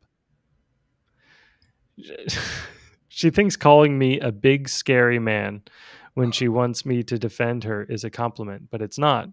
Anyway, all of this is to say that when she called me ugly, it just completely destroyed me because there was one person in the world who had thought I was attractive enough to date, marry, and have kids with was her. I always assume that whatever I look like now, she still remembers the man I was when I was younger. That's certainly how I feel about her now that she's no longer a size 2 and her hair has gone gray. She is still my beautiful wife, although our sex life is basically non existent anymore. I don't know why she chose that particular insult. It came out of left field. I would I would say she said it because she knew it would hit me hard. But first of all, I don't think our argument was really that bad, such that I deserve that. And second, I don't think she knows how insecure I am about my looks. I have certainly never shared that with her. I've certainly never shared that with her. You've never, wait, hold on. I'm just going to read this sentence again because I think Mhm, it's important. mhm. But first of all, I don't think our argument was really that bad, such that I deserve that. And second, I don't think she knows how insecure I am about my looks. I have certainly never shared that with her. Huh. I, I, Oh. I just can't get out of my head now that even my wife thinks I look like Shrek.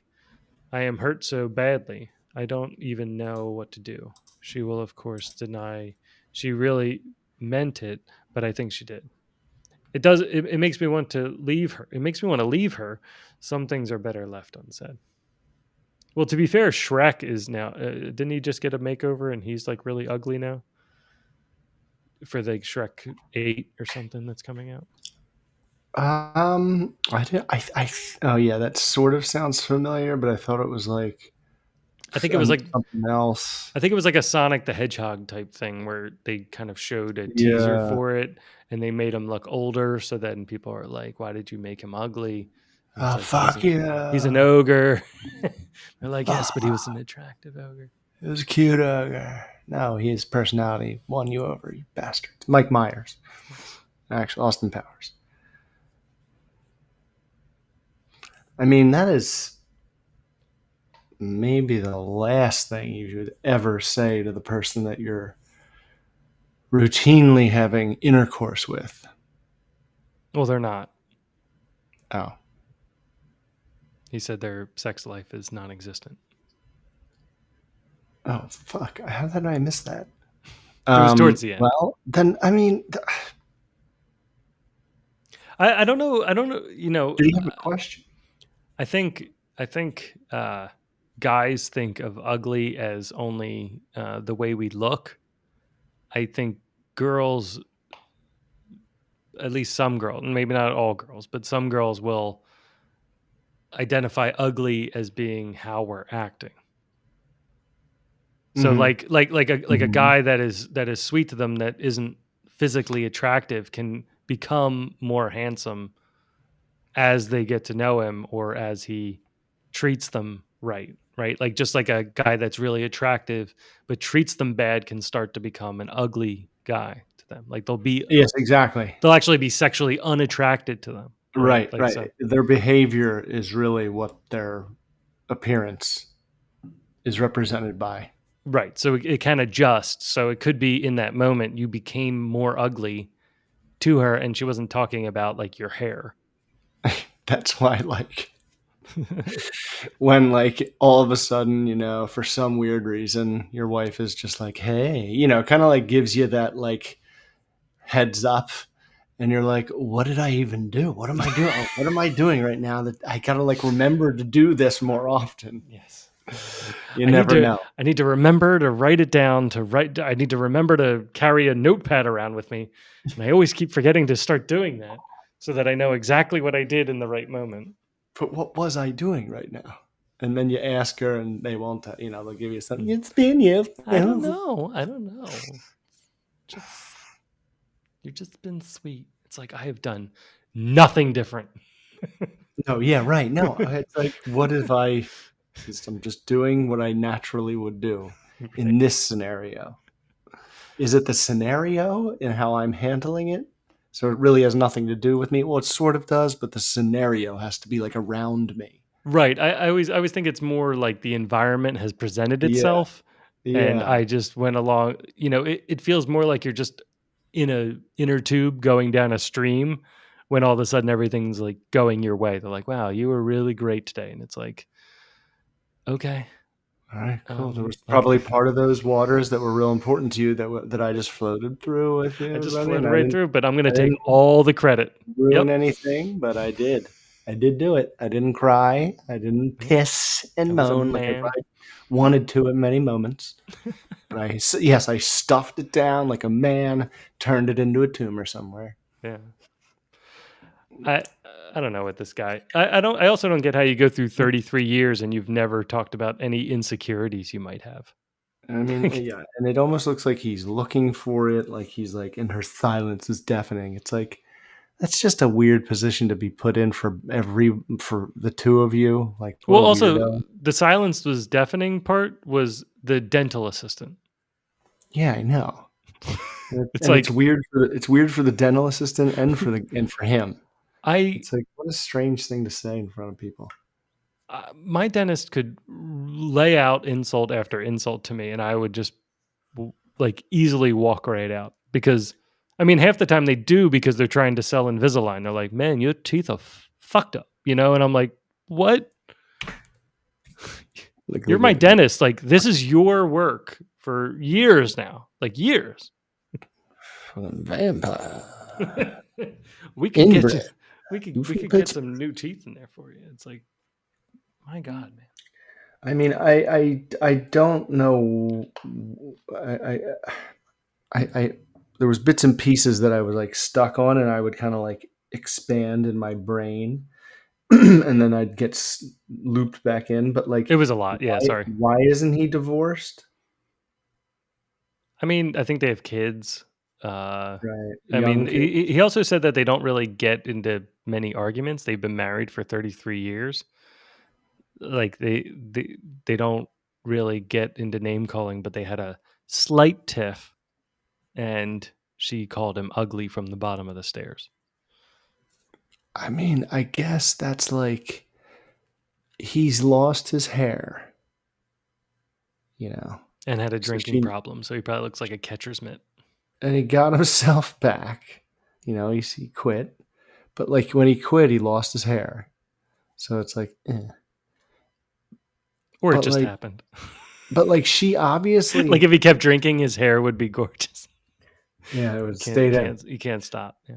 Nope, that's the trick. That's the catch. But like he should have, or she should know that like, oh fuck, he lost his hair. Like, do But you want to get like I said, I don't think she's Hims or even whatever? saying that. I Yeah, think it's she just like that word, like he said, he's like, "Oh, my dentist said, look at this handsome guy," and it's like, "Oh, he wasn't handsome before," like it's just he's just gonna frame it, he's just just whatever's close, he's just your gonna kind of pull it. behavior, He's like, your "Oh, so you're saying demeanor, I'm ugly? Oh, you your know, tone, your mood. you gave me incorrect change, therefore you think I'm ugly," right? Like it's just gonna be like I don't know how old is he? Yeah, that was another one. I was like, is this deep rooted? Yeah, he doesn't Or say are they how young? he doesn't say They've how been old he married for is, a while, though. unless they got married when they were 10. Married for 33 years? So it's got to be like So he's gotta be an old 50 or sack. something at least, right? So, Gotta get out of there. like, well, also, who cares if you're ugly at that point? Or like, I don't really get that. I would be like, can you be more specific? What did I do that's ugly so I don't do it anymore? Or is it just my appearance? Because It I is weird. lost my hair, It is weird. That's like the end of it. hair. And he's like, "I'm gonna divorce her." It's like, hold up. It's like insults do get thrown around. Like getting called ugly is not probably the worst thing that you can get called. And Yeah, again, it could just be like the way, like, this guy. you could be ugly in the argument. And you're like, Right. my hair? And it's like, Right. I mean, if she Right. was yelling at you like, But the you shirt, you got me bald this shirt. schmuck or something You like said that, you like, like this shirt. Yeah. Right. If she was like, yeah. You've aged 20 years over the last 3. you Old disgust man. me. No one will You touch you. Like then I'd be lie.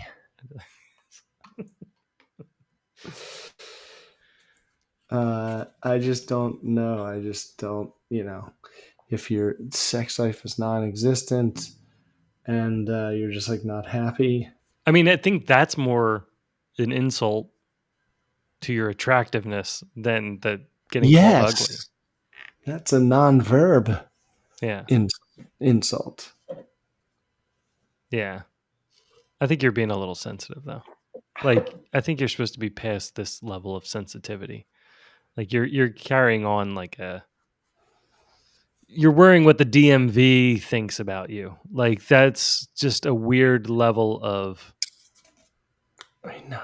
worrying about yourself a little bit too much. And an awkward 22-year-old dental assistant. Yeah, you picked weird things to like look at these chain of events that occurred. I know. It's like, The who the DMV hell? said that's You you sure? in a picture. It's like You sure that happened? I also don't even think that happened.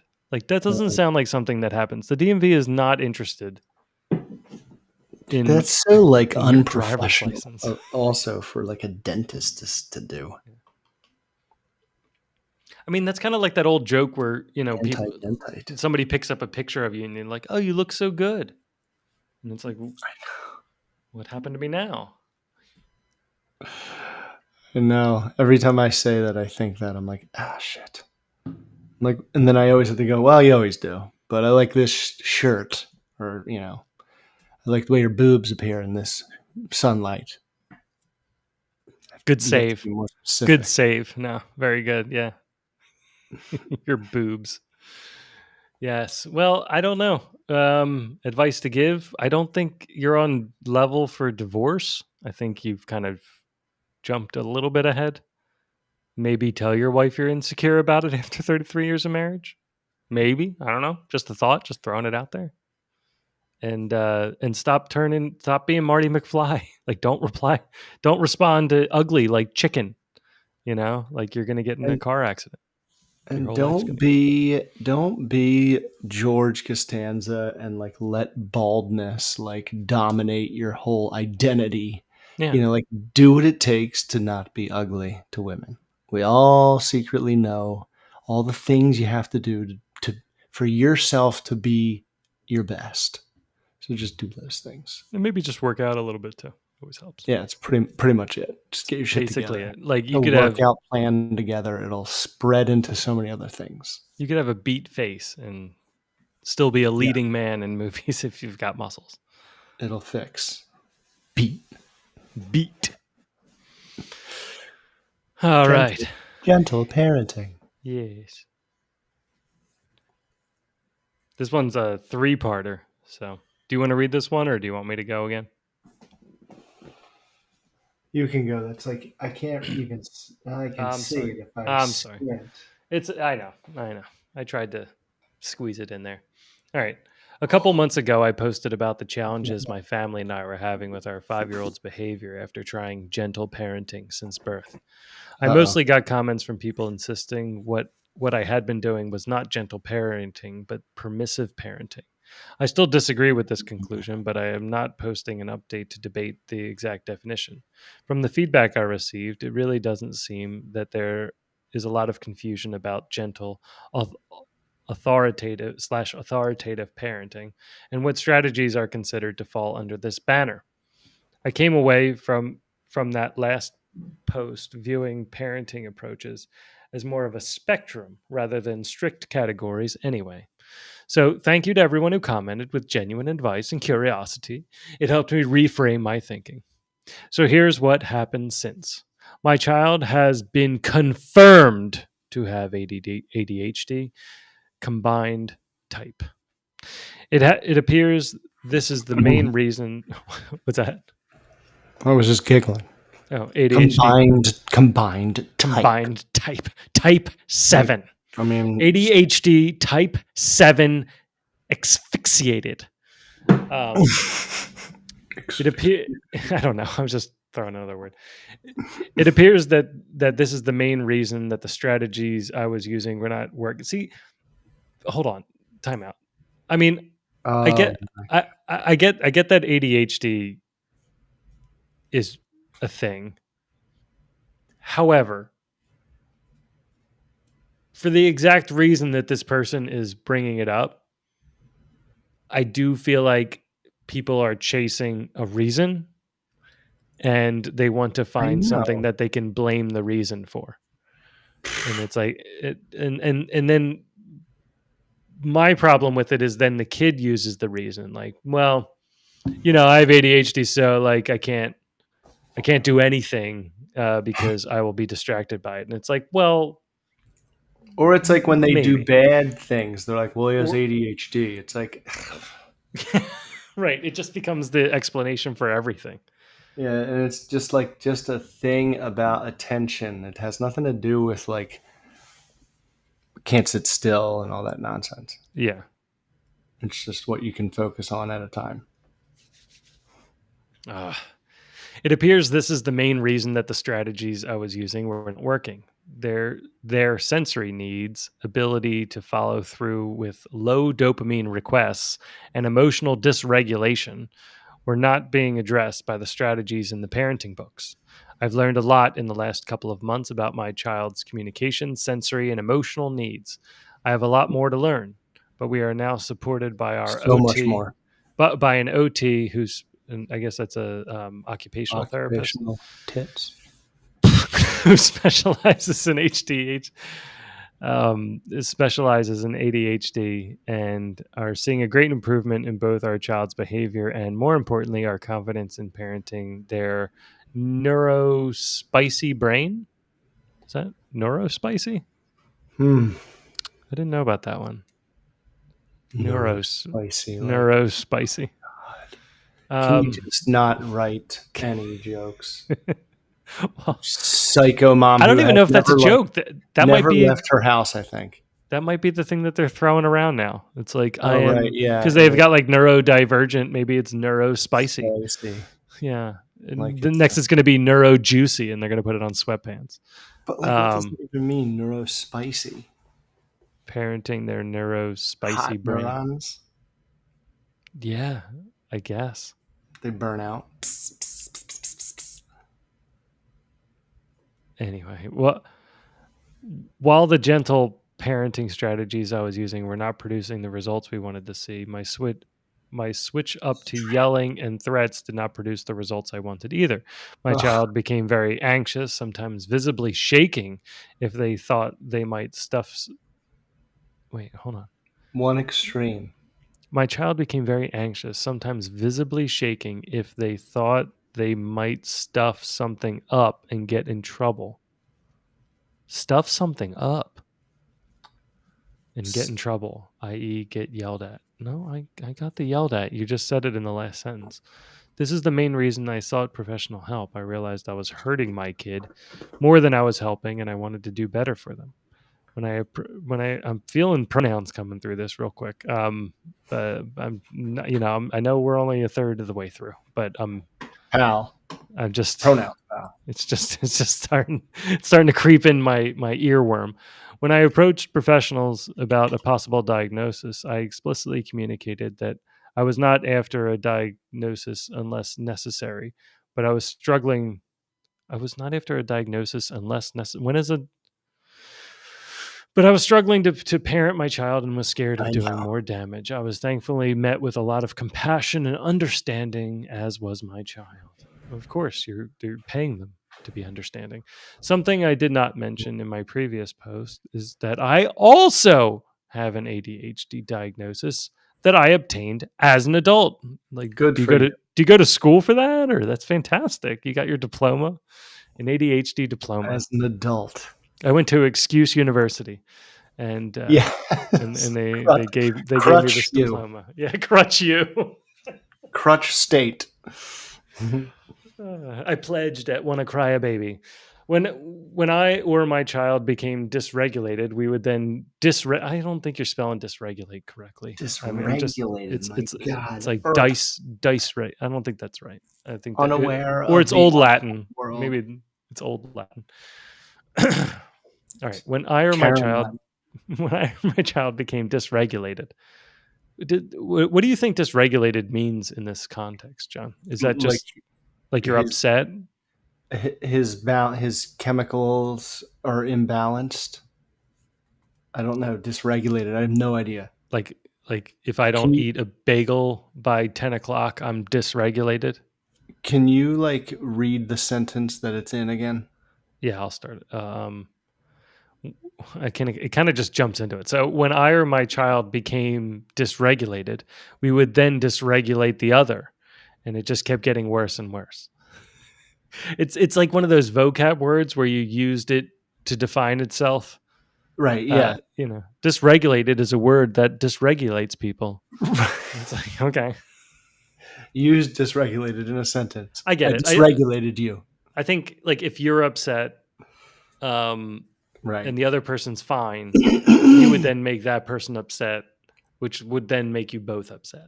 I think Yeah. upset is really what we mean by dysregulate. I don't know where that. God, like what a like I wish George Carlin was alive, man. The things that he would say about today Dysregulate. for the last 10 years. I would love to hear what his thoughts would be. Dysregulate. I've realized through this process that I was never taught coping strategies for my own emotional, executive, and sensory dysfunction. My child and I are learning together using the tools and strategies the OT recommends. The main thing that has stuck out to me is that no strategy works on every child/person, and no strategy is guaranteed to work indefinitely.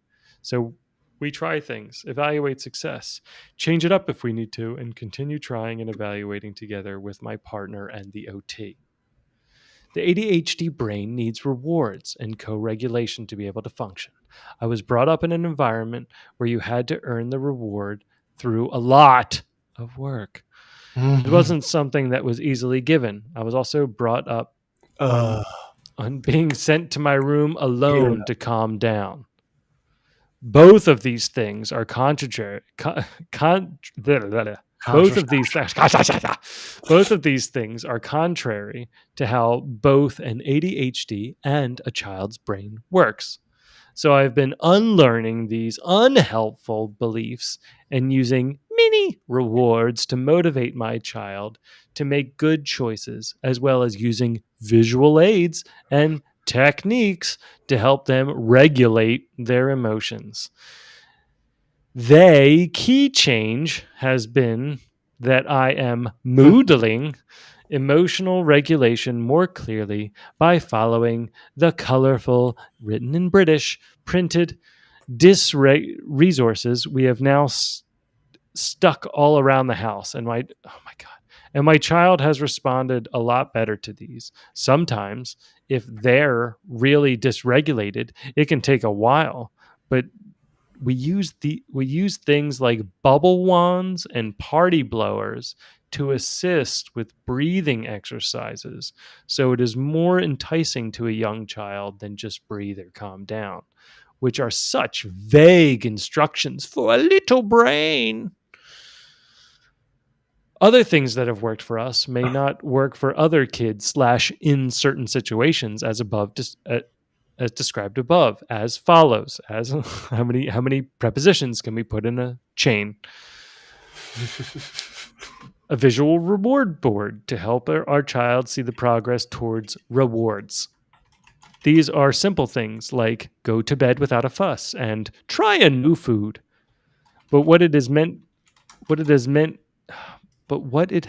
is that the motivation comes from them, and they have agency to choose what tasks they engage with each time to build their star count. The rewards are in a big tin we keep above the fridge, filled with little toys, stickers, pens, small individually wrapped sweet treats, and other bits and bobs. They get one reward per 5 stars and a bigger reward, i.e. a trip to the arcade to play games with dad. That's the first gender thing in this so far. So I guess there's a dad. Yeah, Dad's first appearance. Dad just showed up. A reward scene. Dad just sitting there like, oh my God, these just fucking waiting stars. To play. I know. He's like, these systems. This is not the world. I just want to take them to the arcade. The world. Choose what's for dinner. Arrange a play date. Oh my God, this is like, do you want freedom? Earn stars. I know. It's like build a car. If they collect 20 stars in 1 week. Okay, so that's you've started Book It. Congratulations. Yes. Touching my child gently before we provide instruction and remaining calm if they continue to ignore us. But is this a robot? This sounds like another AI, like touching my child. Like, what are you, fucking weird? Like, oh my God, everyone's child, like, just... don't you just touch your child naturally? Like, aren't you always like touching their shoulder, touching, their back? I just don't know how you keep Hi, I'm writing all here. these sentences and keep all the they straight. It is Like very you know it breaks the grammar, right? pronoun Like ignorant. it's like We're lost. you can't mix 6 groups of people together and keep saying Mm. they. Eventually you have to name them again because Yeah. it only refers to the last thing that you mentioned. So when you're like they need to ignore it for us so that they can then they their evolve. And like, I mean, God, dude, Touching my child gently before we it's just provide amazing instruction. how people just blab they, and it's like, well, you have no consideration. You didn't go back and reread this. Touch my child gently before we Touch. touch my child gently before we provide instruction, and remaining calm if they continue to ignore us, but still firmly removing the distraction after a warning. I don't even understand that sentence. What is it again? I say it again. Touching my child gently before we provide instruction, and remaining calm if they continue to ignore us, but still firmly removing the distraction after a warning.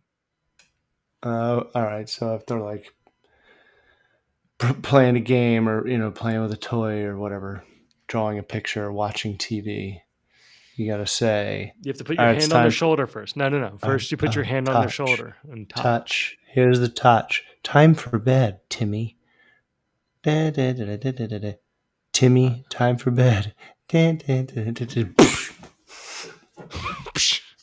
Timmy. My child may react at first, but their brain catches up to the instruction a lot faster than when I didn't do this approach, as they would end up too upset to redirect. I don't even know. I mean, Redirect their attention? Is that what you're saying? right. They're Yeah. playing a Yeah. game.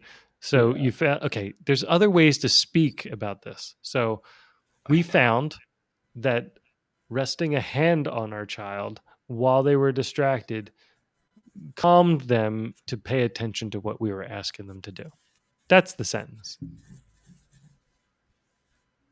Sensory input alternatives such as deep pressure, spinning, chewing toys, headphones with either music or white noise, and a bunch more.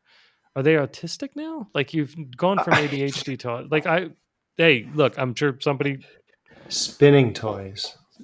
All of those things were listed out in the Temple Granger, like when she was talking about autism. She said that like spinning or getting hugged, but not from a person, and chewing toys and headphones to knock out other sensory things and things like that. That's all. That's not ADHD. That's autism. What is hugged but not by a person? She made a she made a thing that would actually kind of squeeze her. She made like a machine where she had 2 planks of wood on either side and then tied ropes to them, and she would kind of get down on all fours between them and then pull on the rope, and it would kind of squeeze her. And it helped her calm down when she was having an episode. And then Temple Grand. she actually used that with cows later on. Like, so when she was actually organizing things for cows, she would make sure that their pens were tight because they'd feel calmer and more safe if they were in a tighter pen. Did I It's an say amazing Temple movie. Granger? Or what did I say? Temple Grander, Grander. I forget what it was. Grander, Is it Graydon? Ganter, Temple Grandin? Temple Gantner, Everybody knows what we're talking about. I don't really care. Temple Grandin. Brandon. Granger is like the place you can order Granger. Cat 6 from or something. Yeah. I mixed it up. Sorry, Temple. I do like your book. All right. Temple. So basically understanding where the rise was coming from sensory wise means that we can try to troubleshoot that before we jump to assuming that my child just wants to be difficult. Right. I don't Robot. know any child that wants to be difficult. Like just reacting just like adults do. We'll get to it. A lot of Mm. the time they genuinely just need a certain type of sensory input to be able to calm their body in response. Co-regulation has been the biggest one for me.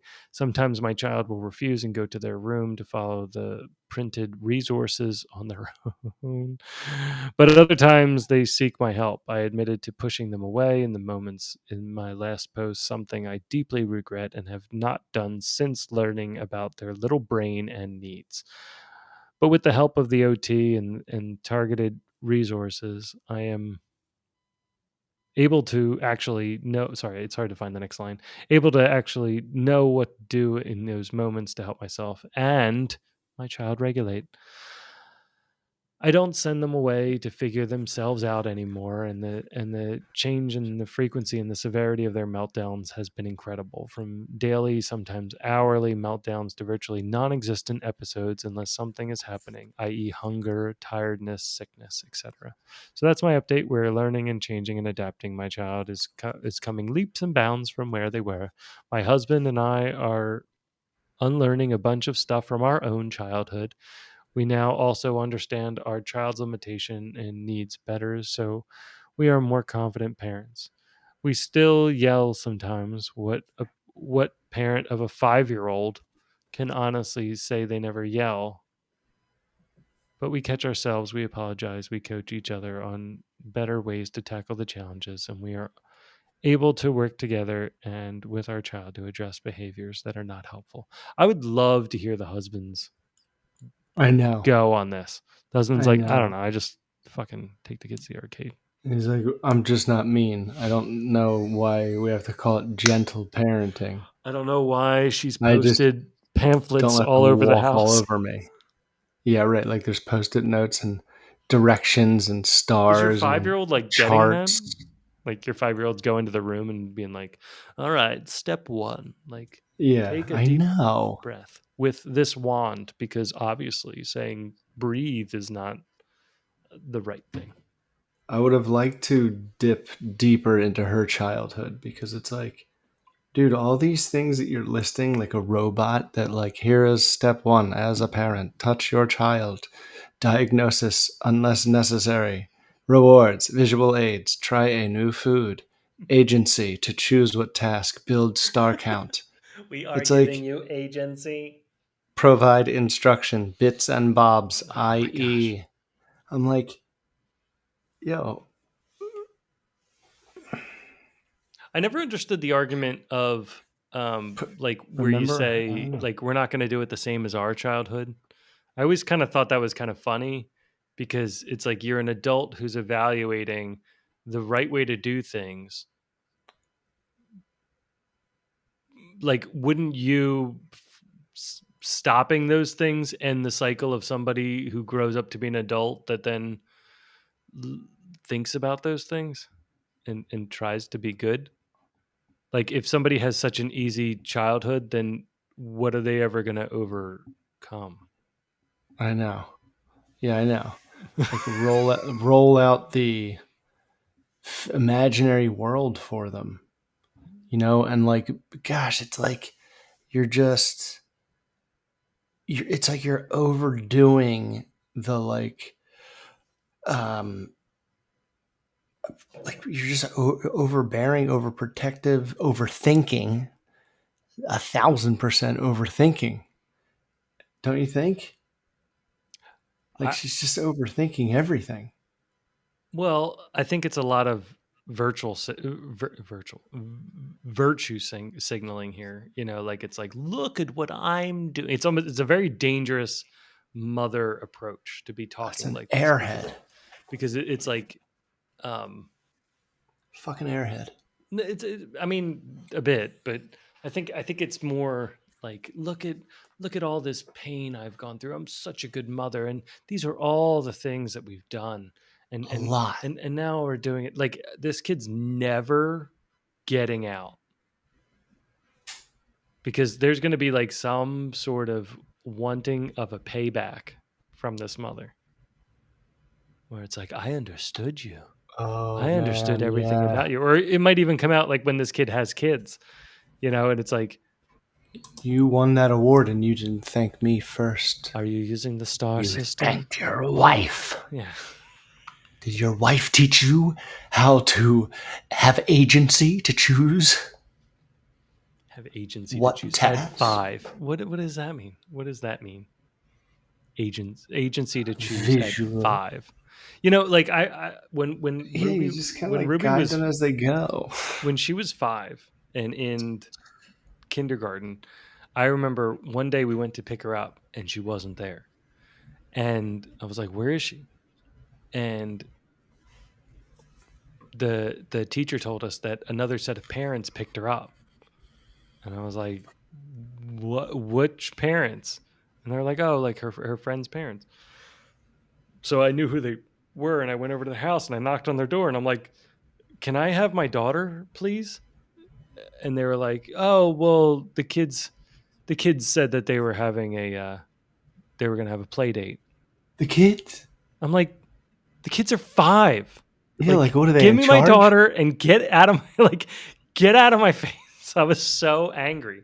Oh my god, dude! If I like didn't have a text from Heather like, yo, so and so picked up Hannah, and it was just like he just willy nilly picked them up without letting me know. It's like, oh, the kids Ooh. planned it out. No, the kids planned Well, it out. you'll That never was be here again. that was the excuse. The kids planned it out. Oh, they wanted to. I'm like, they're 5. They don't have agency. They're 5. They're 5. They're idiots. They're stupid. Funny idiots. Learning idiots, but still. It was funny today. Hannah had like I told you, like 2 friends over, and all the girls were like out on our playground, and there's like this part of our like tile around our pool that's like uneven. I'm trying to get the guys who built it to fix it. So we're like not letting anyone walk around there. So I'm like, make sure they don't walk around there. And Heather's like, I told them not to. And I'm like, yeah, I know, but they're stupid. And they're going to just forget in like 30 seconds and they're going to try to do it. So she went out and reminded them. I mean, the other thing that these people... Oh, can you do me a favor? Can you switch your earpiece to your other ear? I keep... Yeah, why? Can you hear yourself? I just keep hearing myself in the microphone. Yeah. Yeah, see, my microphone is real sensitive. I don't know what the hell I did. Oh, sorry. No, I mean, it's good. It's just... I'm just having trouble. I might start talking like, like in slow motion. I was like hearing myself on delay. It'll be like that reporter who everyone thought she had a stroke. Oh, right. And she was like, how's your documentation then? It is really tough. But the other thing is that the one thing that's not in any of this parenting that they've done is humor. There's no humor in any of this. And I've always found that humor seems to be one of the fun, like the best things about it. It never fails. Not laughing. Like you have to work against laughing at them in the moment because they're hilarious when they're having their meltdowns, and hilarious when you've got patience and they're having their meltdowns. It's quite enjoyable. And some of especially as they get older, my God, the things that they try to formulate out of like a smart remark are amazing. Like that they just heard it somewhere on the street and they're just trying it out and they have no idea how to use it. And it it's like an old... Oh, I call them out on that. I'm like, where did you hear that? Yeah, it's like I just made it up. I'm like, it's like the 80s, it's like an 80s baseball movie where there's like a Japanese guy who doesn't know how to curse or something, like, it's like that, like where it's like all mixed up and they're like, yeah, like, right. It's like not even at the right time or the right context. And it's so hilarious. But, I normally just explain to them when they're having meltdowns like that. And they've been having a good amount of meltdowns. But I just tell them, like, all right, well, I'll talk to you when my kid gets back. Like I'll talk to you when Leo's here again. I'll talk to you when Ruby's here again. I'm like, because this isn't you. And I know, no, yes, it is me. And yes, it is. Like, you're dumb. And they're just having their meltdown. I'm changing. Yeah. I've got feelings and you have to respect them. I'm like, no, I don't. I don't have to respect them. That's the great thing about this whole thing. Nobody has to respect your feelings. Nobody does. Right. The world is a septibus. Dude, nobody respects your feelings. I say the same thing to Hannah. I'm like, hey, whenever Hannah is here, like shake off whoever you're like kind of trying on right now and be Hannah again, and then let me know. Yeah. She'll be like, I'm Hannah. Sometimes I'm like, well, this is kind of cool. Like, they'll be flipping it and I'm like, this could really work, and I'll try to describe a situation. I'm like, yeah, like this could really work if like somebody at school's giving you trouble and like you want to just like really burn them real quick. Like this attitude could probably work for that, but I don't know why you're using it right now. Right. Dude, Hannah learned the most unbeatable comeback not too long ago. I think it's been since we did our last episode. We watched from start to finish Pee-wee's Big Adventure. Oh my gosh. And she like loved it and made me rewind the Large Marge part that me and my brother got like terrified of. Yeah, that was so like, scary. So, I know you are, but what am I? Take a picture, it'll last longer. Oh, wow. Those are powerful ones. I know. And I don't think any kids nowadays would be able to handle it. They'd be like, wait, what just, like it would be like whiplash. They'd be like, what just happened? Speaking of Pee-wee, did you see the documentary? No, I haven't seen it. I think I saw like a clip of the beginning of it or something like that. But no, it's like what's it called? It's called like I Am Pee-wee or something like that. Pee-wee as himself, but it's really mostly about. Yeah. I mean, it's really about Paul Reubens and like. Yeah. A big chunk of it is like who he is before he figures out Pee-wee. Yeah, it's pretty interesting. It's unknown stuff. I think I remember the trailer for that, like where I think he was like saying it's like, and then I just kind of like stumbled into this character, and people started liking it, so I just made it happen. Oh man, but yeah, I don't know. Gentle parenting. It sounds like you're just tooting your own horn. I guess you were giving people an update, but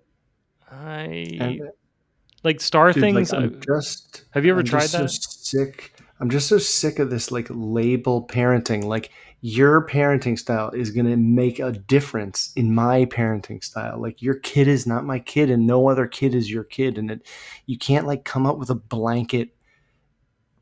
This kind of parenting. Like a gentle parenting. Like, don't you just mean like being, not screaming? You don't raise your voice. Yeah, right. Exactly. I like screaming. To be fair, I like screaming, and screaming has a great effect on the kids. Dude, you just got to use it. Well, this is the other thing. It's important. If you're in control, right? Like that's the thing. It's really like you being in control. You yelling and you being in control are two separate things. Right. Right? Because sometimes they have to get pushed past that brink. They have to hit their breaking point. It's like, it's just like a fraternity, right? Like a fraternity like hazes the people that are pledging, right? So they haze the people that are pledging to like, at least the original purpose of it all was to see how far somebody would go so that you can then become part of a brotherhood or a sisterhood and things like that, right? Because now it's like, all right, established hierarchy. And we know that you can play the game, right? The whole point is that like you can play that. We've pushed you to the limit. You got through the limit. We all had to get through that limit, and you came out laughing on the other side, or happy that you made it through, right? So you learned. And I feel like the kids kind of have to get sometimes, depending where they're at, it doesn't always work, but depending where they're at, they have to get pushed past that limit. And sometimes they just need to break past the limit, and they'll have an instant recovery, because half the time they're just in like a stubborn mindset where it's like, I don't want to give up. I don't want to give up what I'm angry about, and I don't even remember what I'm angry about. But like, I need to just stay on it. It's all they have. so you could push them past breaking. And I've been throwing the Adler stuff at them like crazy, and they hate it, but they've started responding to it as well. So, when they start throwing fits, I'm like, I don't know, this kind of sounds like poor me. They're like, it's not poor me.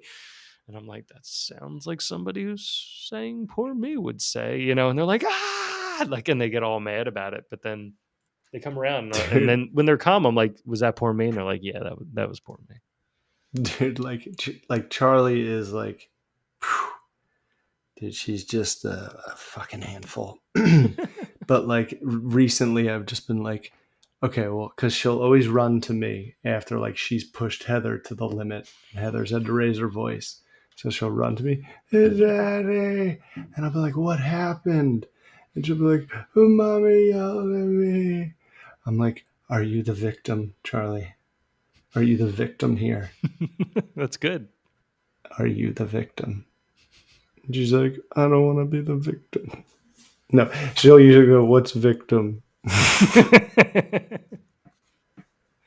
It's not your fault. I'm like, okay. It's not you lost. Yeah. It's not your fault, right? It's not your fault. Okay, yeah, I know. It's not your fault.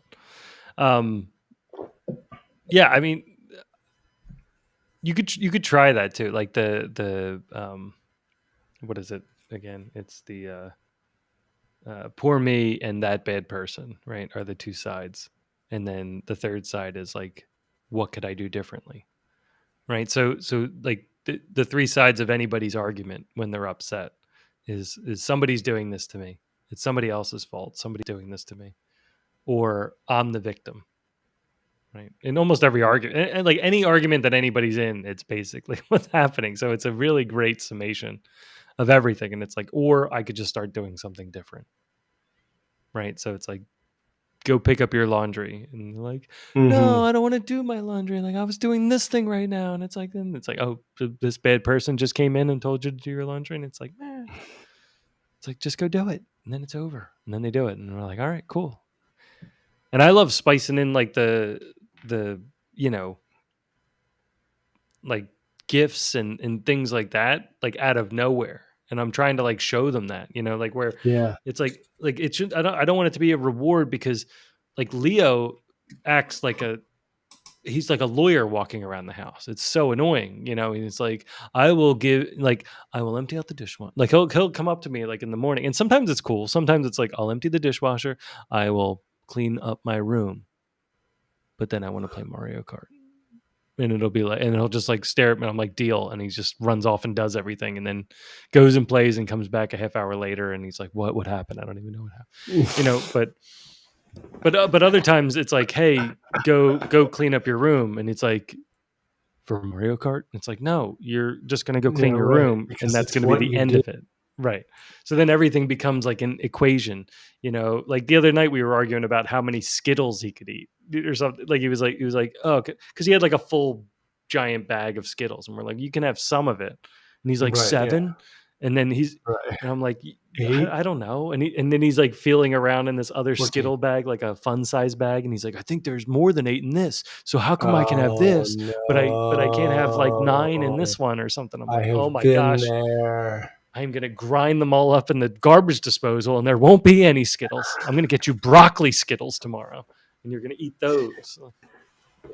Dude, the other night, Hannah like is psycho with numbers. So like, I get like batty when numbers start flying around. Well, I had this many and Charlie had this many, so then I should have this many, this. And one time I just opened the like mini bag of Skittles like you're talking about, purple one, and poured them in my hand and went, and one crushed my tooth. Instant carb. I thought it was bleeding. I was like, oh no, it's gonna turn blue. It was so, and they all laughed at me. So I was like, okay, good. Because I was like, I hope they don't like really get pissed. I hope they're just like understanding I'm proving a point. There is another bag of Skittles. Yeah. But I'm like, when they count, like I always say to them, dude, every time they do this, I go, she eats her peas one at a time. Like that's what it reminds me of. Like, just stop. Like you got enough. Don't count. Only an old woman counts. The competition like between them two is like so funny because like if they both get ice cream, Leo will sit there and stare at his ice cream just so that he can make sure that he's finishing his ice cream when Ruby's already done. So he'll be like staring at it like, and it'll start just like melting on his hand. I'm like, It's like, please just start eating it. You know, and he's just staring at it because he wants Ruby to get started earlier. And then just so she's already she's halfway done. He's done. like, I haven't even oh, started. I still have some. It's like Ruby, down his and Ruby arm. doesn't care one bit. She's like, I don't care. I'm on to my next thing. Oh, And good. he's like, I have it. I haven't even started yet. I have the whole rest of my night to enjoy this. Yes. It's like down his arm, dripping off his elbow. Get in the shower. It's like, so funny. But anyway, these kids, yeah. So not gentle parenting. I don't really. Yeah, I just don't. I think every single kid is different. Even your own different kids are different. I mean, you do a lot the same, but you do a great deal different. Well, I mean, they're sort of like mini us's, right? And like split parts of our personalities. It's a So- mosaic of both of us. So how would this lady's way of parenting apply to us, or how would my way of parenting apply to your kids? Right? Like it's like the only way I would know how to. Similarities. I mean, when I would see your kids, I can handle them because I know you, so I can Right. just handle them like a little you. And they're like, Yeah. "Who's I'd be this like, Agnew?" You know, like I'm okay, like, not yeah, much time. you don't have to, like, we're gonna get along. There's no way we're not gonna. And same thing if like Ruby sat down Right. with you, you'd be I like, oh know. my gosh, it's just like, And Leo. I'd and be like, Leo, I like know. it's just a little. I know Agnew. mostly what's happening here. I know how Yeah. to.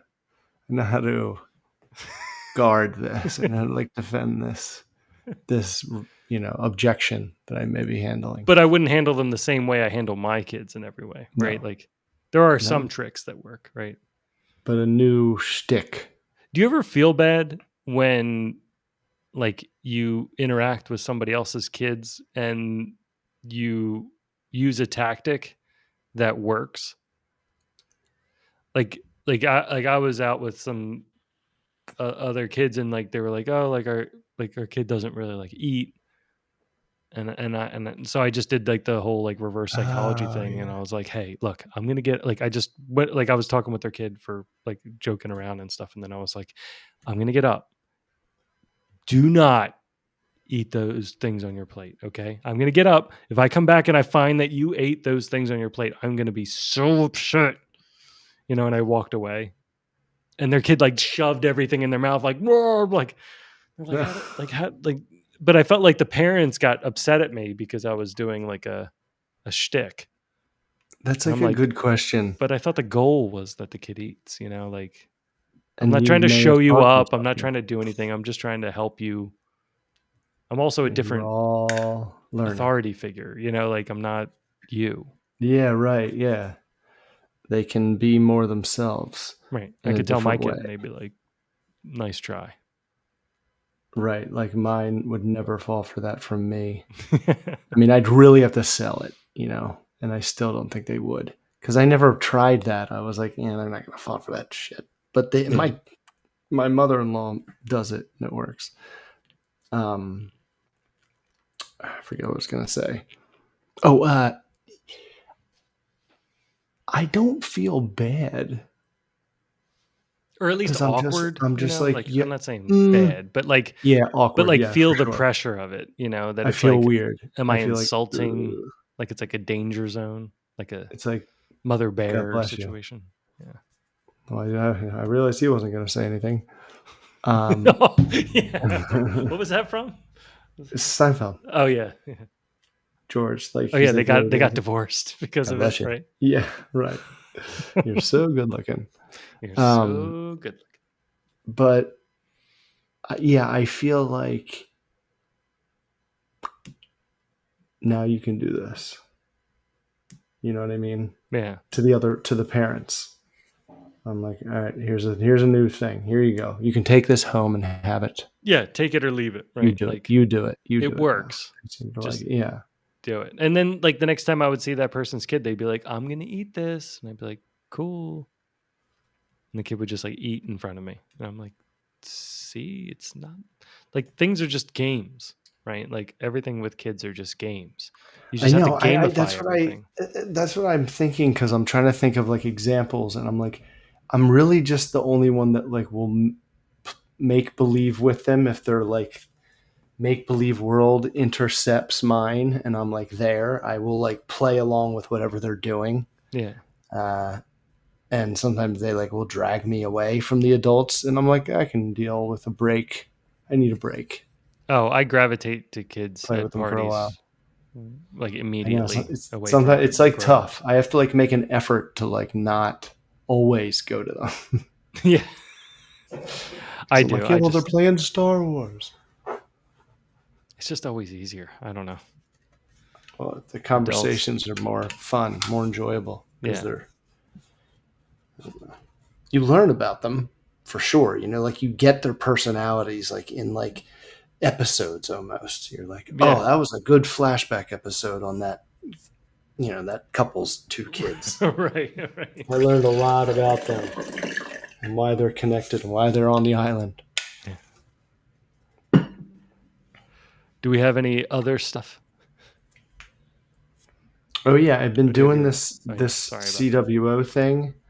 I've been doing I'm like, I'm just gonna put one or two or three, like either Wick or BE or Mr. Smith. I'm gonna put them on TikTok, Mhm. and I'm like, but I don't know what I'm gonna do with them on TikTok. You know what I mean? Yeah. And I was like, I know what I can do. I can like get Mr. Smith's take on every baseball team, and he can just trash every baseball team in like an ignorant kind of like self, you know, like making fun of himself in a way, or like it's like an old joke uh, about every team. And I've been getting like close to 1,000 views per video, and I've been going in alphabetical order. I'm at the Orioles. I haven't done the Orioles yet. Are you doing it? Are you doing it as the character Mr. Smith, or are you calling it Mr. Smith? I'm doing it as the character Mr. Smith. I know, but basically, are you referring to yourself as Mr. Smith, like in yeah, it? yeah, yeah. Like it's like Mr. Smith because I did like a couple.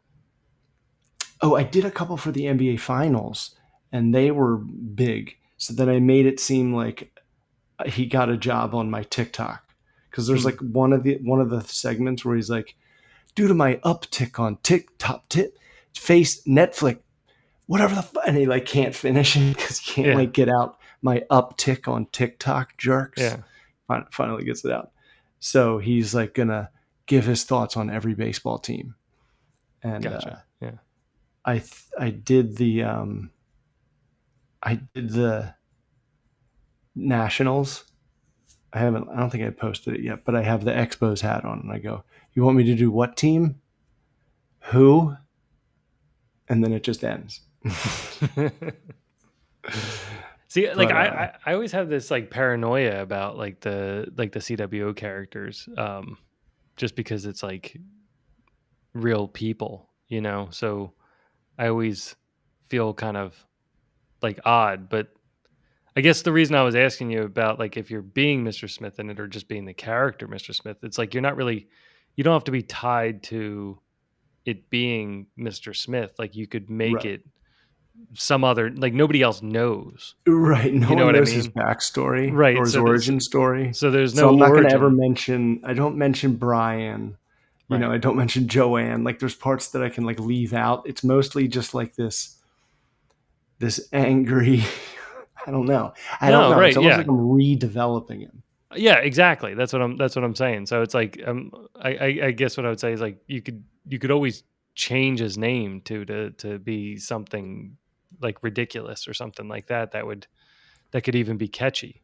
But the point Yeah. is like you can run with the characters. Like run with the characters, but don't be tied down to like that there's some sort of backstory to the character. The whole point Yeah, is that no. it's just the personality is what you're following, right? Yeah, you know what it is, dude? It's like a way that I can do what kind of like works, the like short soundbitey crap Mm-hmm. in a way that I like really enjoy. And I'm like using like a fan base that's like already there. Mm-hmm. You know, like I splatter like the logos all over. Like it's almost like, oh, and I have the, every video I have a different hat because I have every team. Right, right. That's kind of what, like, I was like, oh, and here's finally a use for all these hats.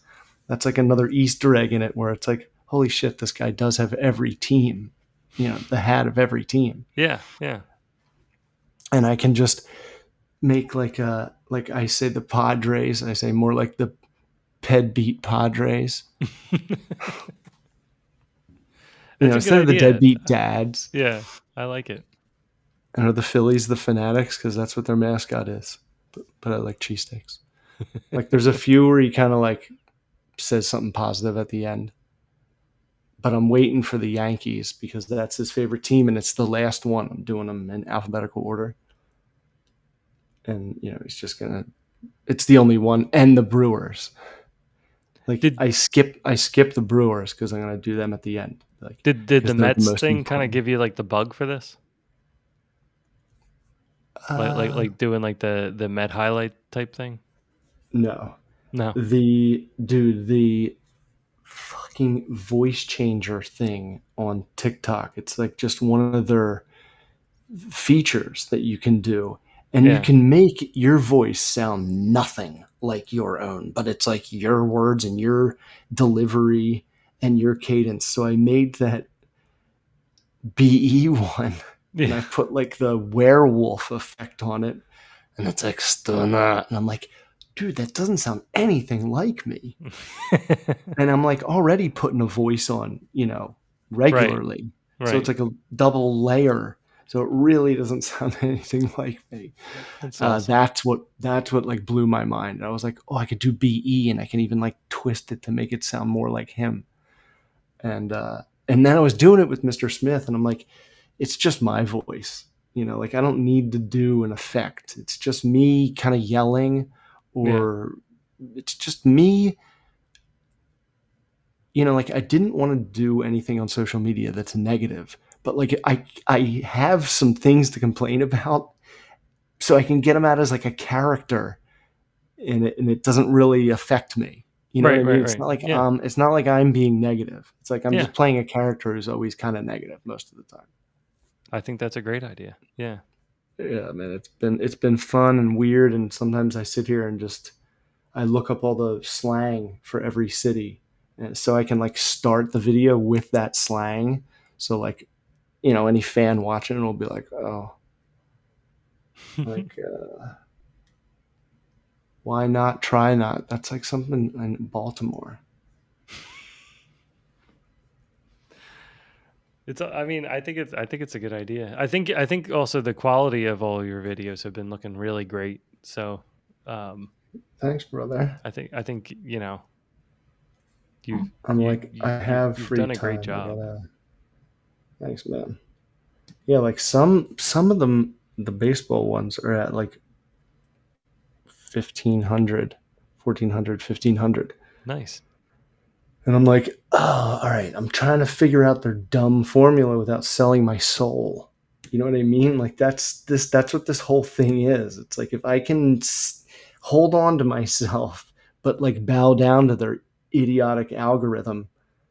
I think the CWO is kind of like my backdoor Well, into I it. mean, it's not even like CWO. It's like like you came up with characters for CWO to come up with characters. Like before that, you were coming up with characters already. So you're not like relying back on an old um, like invention or something like that.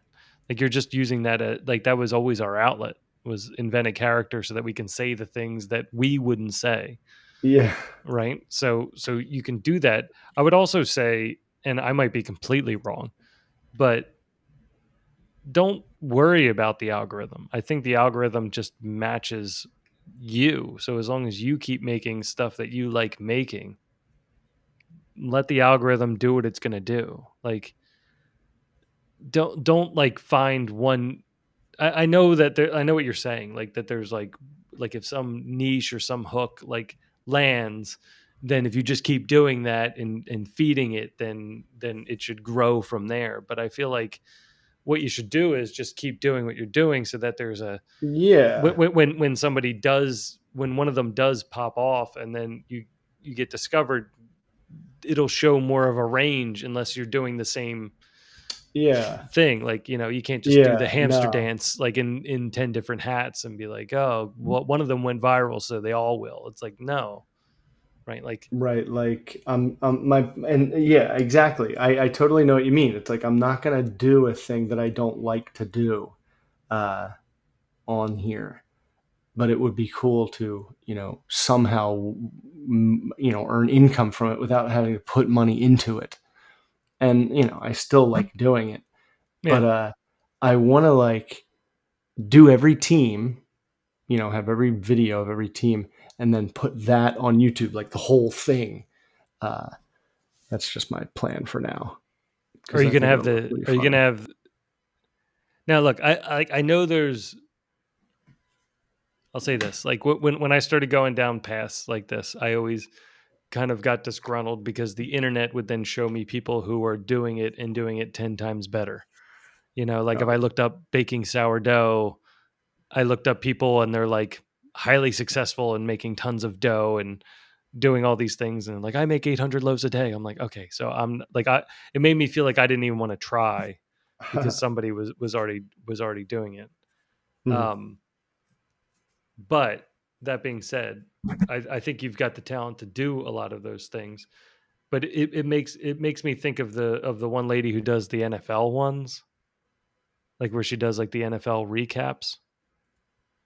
And Okay. and like the like she does like she has like all the jerseys and then like recaps them like week over week, and it's like, hey Jets, like you need to find somebody, like she kind of like insults all the teams. She does like David Spade's it's Hollywood Minute. it's sort of like a she planned out like a meeting, like an actual meeting, but she plays all the characters in the meeting. And so Oh. she dresses like differently for each of them. And it's Mhm. like, all right, like Phillies, like good job this week, or like Eagles, good job this week. Like you won a lot, but you only beat the Jets, and the Jets suck. Right. And then it'll just show her like in a Jets jersey, like rolling her eyes or Okay. something like that. But I'm not saying that to say like she's already doing it. I'm saying it Yeah. as like you could break it into more of a conversation between the teams, like hit on the teams, but to keep your flow going, you could almost have representatives for the teams or Yeah. characters for the teams that you then interact, like have the two characters interact with. And now it's like completely out of, like you're not even there. Like you could even be there and be like, hey guys, like what, Yeah. well, like what are you doing? Like you're like the third person there. Like who are these That two is sort crazy of like guys?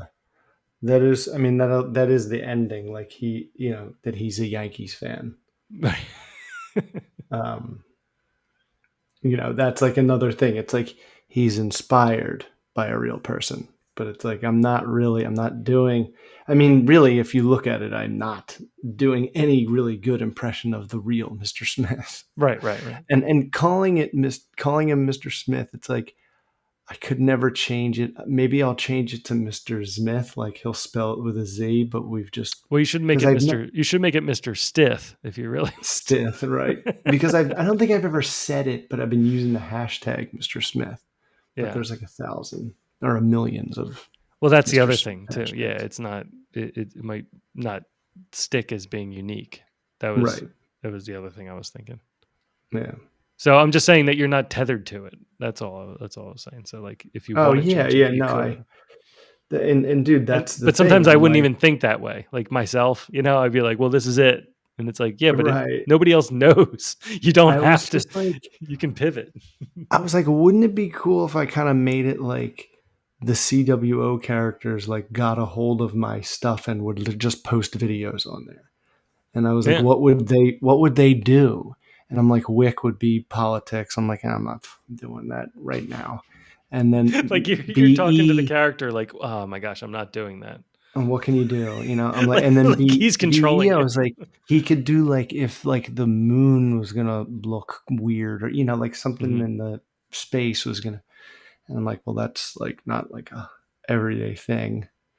Weather stuff. I was like, maybe. And then I'm like, I think I was like moving my hats, and I saw them, and I'm like, oh, he'll just trash every team, and I'll just go down every team and make fun of all of them. Oh, the Blue Jays are the one hockey team that we let play. The Blue Jerks. The Blue Jays. I was watching The Boston one. Mr. 3000 today. It was that movie's awesome. Oh my god!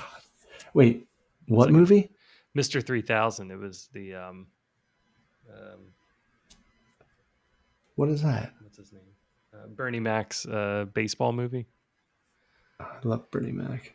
He plays I this. don't remember that one. He plays like a cocky baseball player who doesn't like really like need anybody, and he has like 3,000 hits.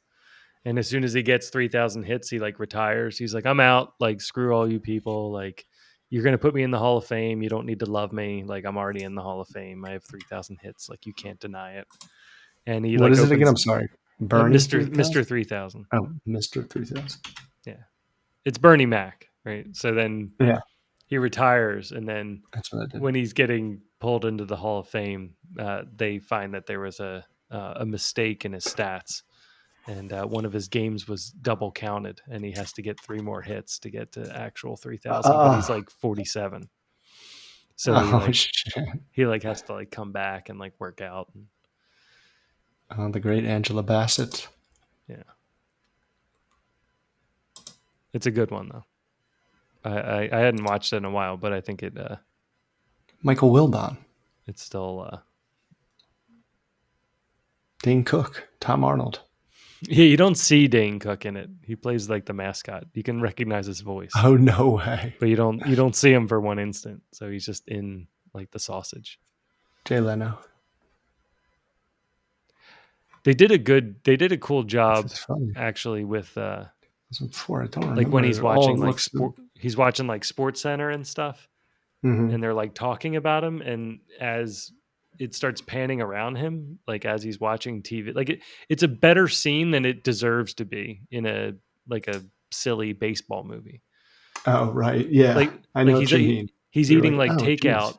and he's watching Sports Center, and all these people like talk about him, and it starts going around him like in a circle, and then the people from the show are like in his living room with him, like talking like he's not there. Like they're talking like they're still on the show in the TV, but they're like they're like right next to him on like the couch, like talking like but it just keeps spinning around him. I know it was really artistic for gosh. Yeah, does not deserve to be in this movie. So that poster. There were things like that, and the music was really fun, and also Bernie Mac was like hilarious in it. So yeah, he's so funny. But Toronto reminded me of it because he's like chasing this girl that he used to date, and he's like, well, what about Toronto? And I guess he like cheated on her in Toronto or something like that. Like they were supposed to meet up in Toronto, and he's like, Toronto, and she's like, what are you going to say about Toronto? And he's like, nothing. Oh my gosh, it was so hilarious. So that's a good one to look up though, Mr. 3000. It's an old one. I feel like I need to watch that Love, Death, and Robots scene again. Did you watch the Superman documentary? The Christopher Reeve one? Yeah. Yeah, that was tough to watch. I think that's another one that I still have like a significant amount of minutes left. Yeah. But I love the part where his son talked about that scene in one of the Superman movies where he like was going to tell her. We may have talked about this before, Hmm.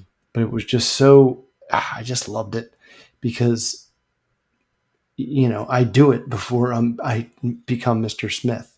Like you physically alter yourself.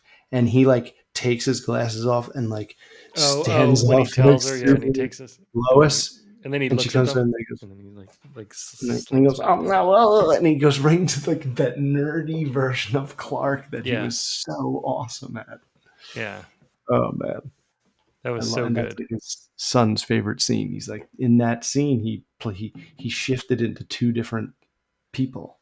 Well, it's always like such a joke, right? Like, oh, how would you not know? Because he's just has glasses on, and it's like, but that was the thing. Like, he was like hunched over. He was like almost like a foot shorter, like hunched over and His hair like was different. bumbly. Yeah. Yeah, he But acted then when he different. straightened up and took his glasses off, it's like Took his glasses off and Lois. like, yeah. Oh man, it was so good. That was a sad documentary and stuff. And there's like a part where when he's like looking for a cure and he's like getting close to finding it, and then he starts getting um, negative feedback from like the handicapped community or something, like the paraplegic community is like mad at him for giving them hope in situations that it doesn't like apply to all of them. It was such a weird situation because I know, isn't it weird? he started like annoying like all the communities around him because he was like not giving up, and it was such a weird thing to not celebrate. I don't know. It like you have to watch it, but it's definitely like an awkward part of it where you're like, ugh, like that's No, weird. I think I remember that part where it was like, even in what I'm doing, people have, like, it's like, of course, he's doing this, he's trying to push this like future science and into today, and people are like, oh, what are you doing? Like, it's like, of course, some group's going to be mad about it.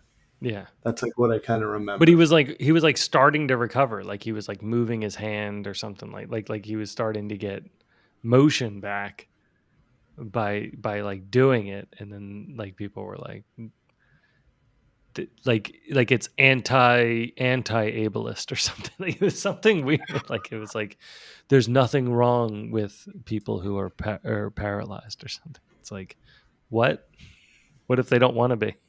Like, Yeah. it was so weird. But Yeah, right. I choose to be paralyzed. But it was tough. Like he was just like, I'm not gonna, like he's like, I either want to die or I don't want to keep doing it. Like I'm not gonna stay in this chair. So it was kind of crazy how much he fought. It was also when he was in Smallville. I really enjoyed that. Like he played like his like a scientist, like teacher or something. I still feel like they should have done that with that Flash movie. I feel like they should have had Keaton be paired with Christopher Reeves. I still feel like that would have been such a good backstory. That would have been great. Like that's why he gave up. Like that's why he stopped being Batman or something. Like that would have been awesome. Like his revenge. He's like, I befriended somebody once and they died. Like, and it's like that would have been cool. Anyway, all right. I feel good. How you feeling? I feel great. I feel wonderful. I feel good. I feel great. I feel wonderful. What about Bob? All right. You want to give us our sign off? All right. Don't forget to like. Don't forget to subscribe. We'll see you next week. Or next week. We gotta go. I know. I always say next week, even if I do a daily trailer reaction.